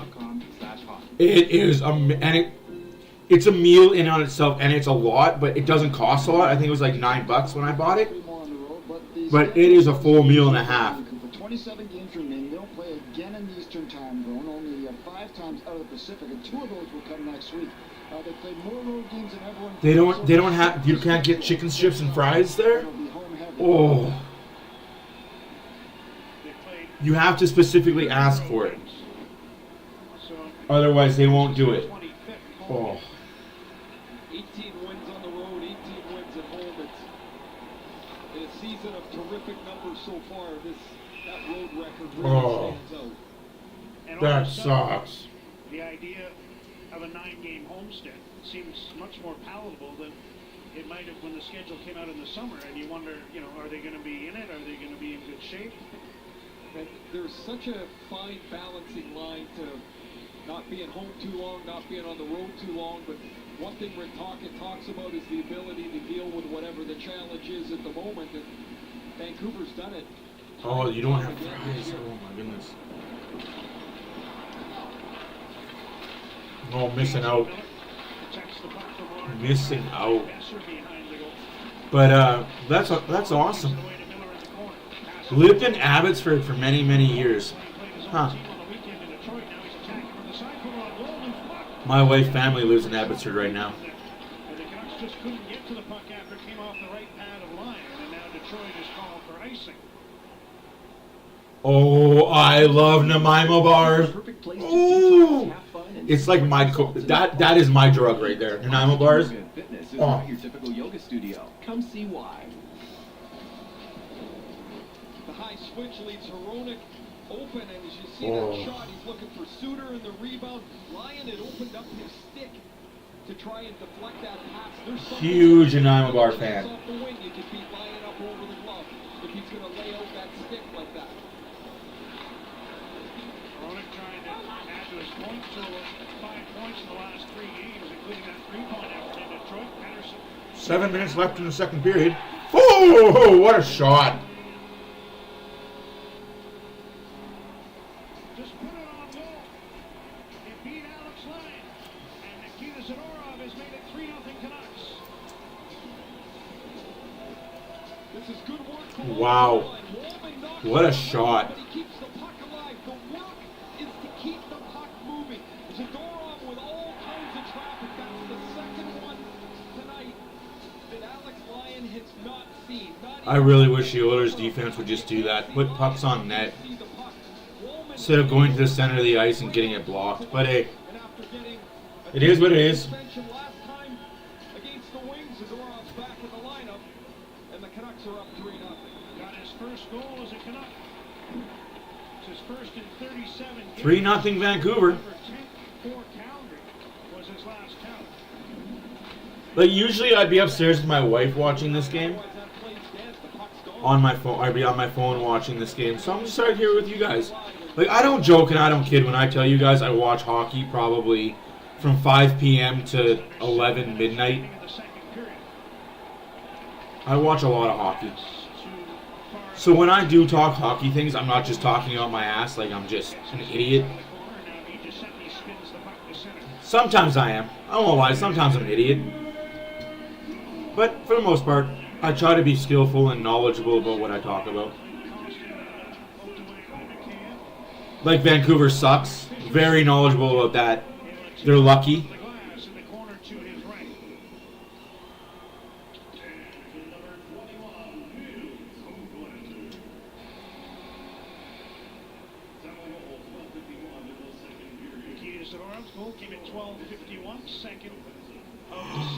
You don't have churros anymore?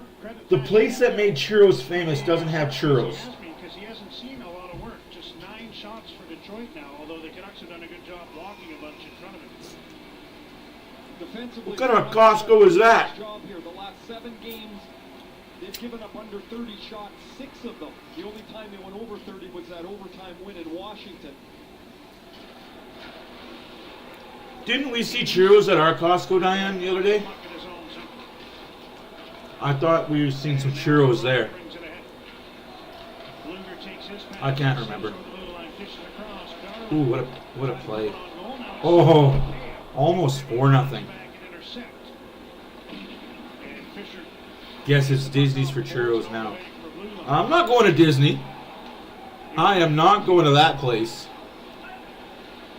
Delays, drops to Sherrod, who moves to the middle of the ice. Now launches one on goal. Demko the save, loose puck. Comes to Conver, he scores. Demko That was bound to happen. 3-1. and JT Conver found Hey, Nathan, how are you, man? to make it 3-1. Comper had that mini break. Well, Lake Comp, yeah. You can still say that's Kelowna. That's like saying Sherwood Park or Spruce Grove for Edmonton. Oh, okay, yeah, that's what it was. It was churro-flavored turtle chips. Yeah, that's right. Oh, yeah, that's right, that's right. That's the 100th goal of JT Comfer's career as he lifts it up over a screen. Thatcher Demko. You'd see Demko can't see it, can't find it, and Comfer makes it 3-1.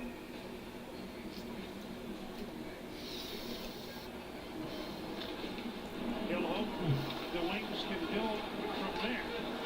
Much rather Yeah. than 100.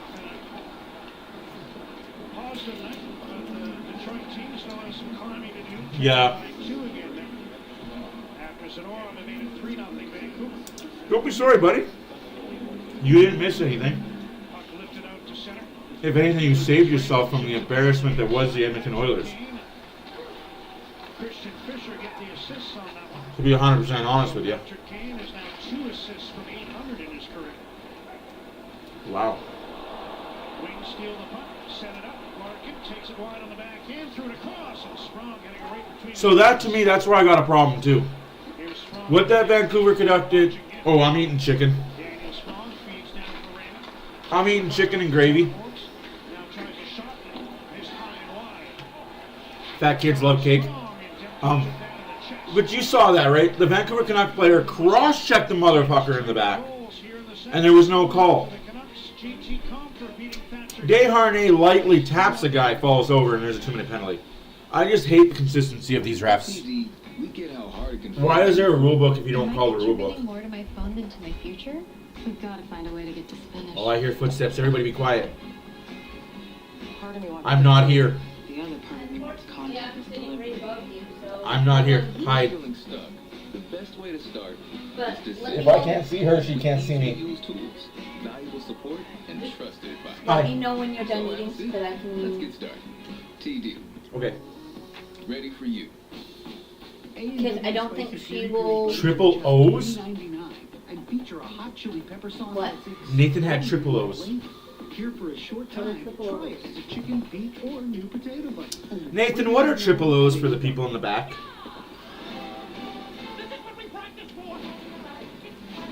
He's in Kelowna. Yeah, we did it. Man.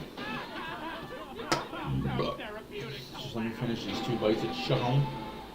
I think this is mostly just bone. That's that back piece that's crap. Yeah.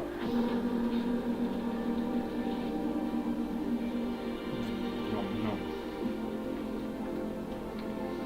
Because I don't think she would tolerate me just putting her on the floor for 15 minutes and not screaming.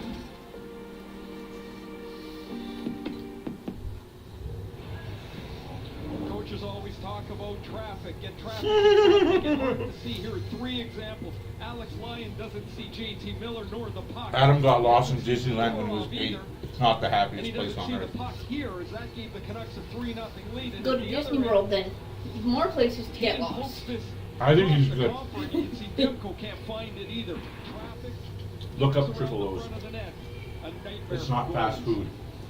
But it really is fast food. Kane with But 18 points it's in his amazing last food. 16 games, and as mentioned, We had triple O's 2 when we were in assists away Vancouver. from 800 now. Christian Why Fisher is has it? points in 3 straight as he drew the Why second. you? Yeah. You just stopped my fan from going. Yeah, why? Yeah, you're gonna be in my arms and I'm not gonna scream or yell at a hockey game? She's like, what is this? And she did have most of the rest of that bottle. There's like maybe a quarter left in it. So her tummy should be good and full. Good and full? 4 minutes to go in the second period. Vancouver 3, Detroit 1. A lot of stick work happening in this game that's not being called. Yeah, white spot. Okay. Yeah. That's better than White Castle. I think Wallman maybe got hit on the follow-through of that shot. He was down. As Pedersen whipped the backhander towards the goal, Wallman paid the price. Canucks changing while controlling in the Detroit zone. But Wallman a good job. Triple O's is the burger. And gets the puck past Myers, and now here's DeBrincat. You're making me hungry. I just ate. But I'm good for the night now. I'm good till I open a bag of chips for my midnight snack. Oh.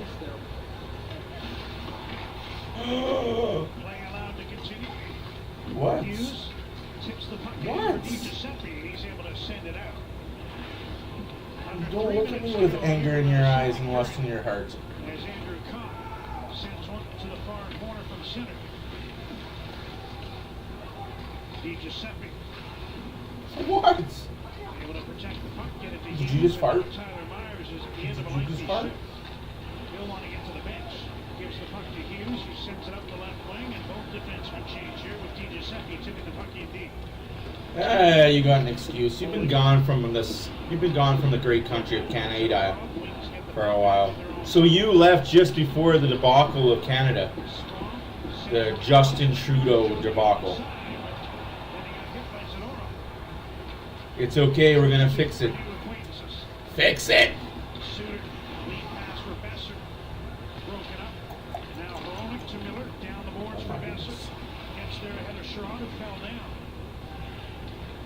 Yeah, it's true. It's true, Nathan. It's true. Hi, that's my finger. Why do you have the grip of Samson with strength?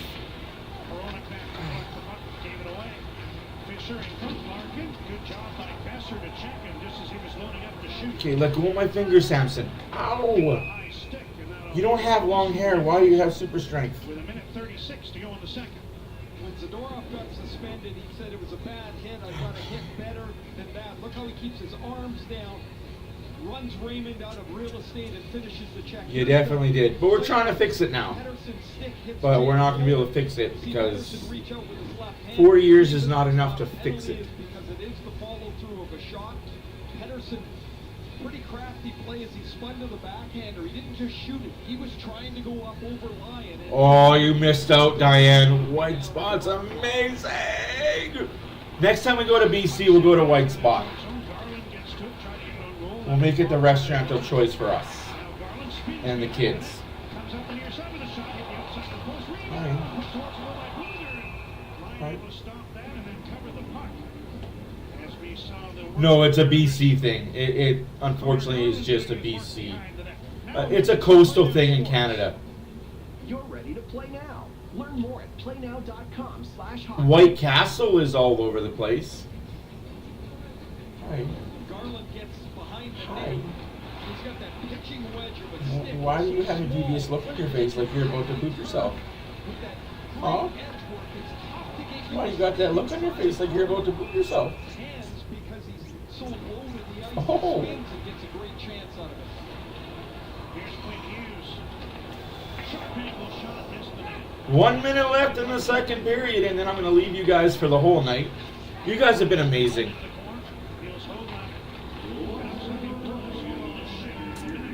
Oh.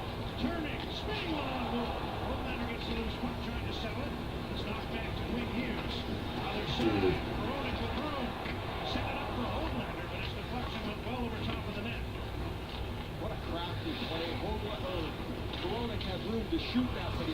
You have to.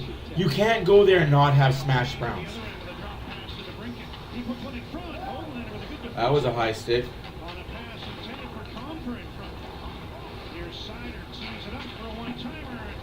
That's like going to Sonic and not getting a milkshake. Or A&W and not getting a float.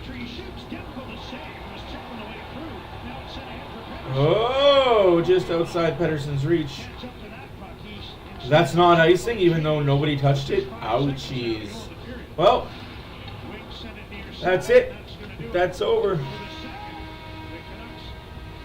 Oh, I don't think we have that up here. Definitely something I'm going to have to try next time we're in Southern California, Arizona area. But guys, you guys have been awesome. You guys have been great. My name is Matt for Oilers After Dark. Unfortunately, the Oilers lose 6-3. There will be a post-game video tomorrow. I will cry. I will be sad. I won't rant and I won't yell. But I'll be sad. You guys have yourselves a great night. We'll see you Saturday afternoon at 1 p.m. Because apparently the Oilers play Dallas at 1 in the afternoon. You go beyond impressive towing capacity. You go big, bigger than 3 full. And then we play Arizona at 2 in the afternoon. Who makes these schedules? You guys have a great night. Thank you guys for being here. You're all amazing. We'll see you in the next one. Your unwavering support. Oh no! The movie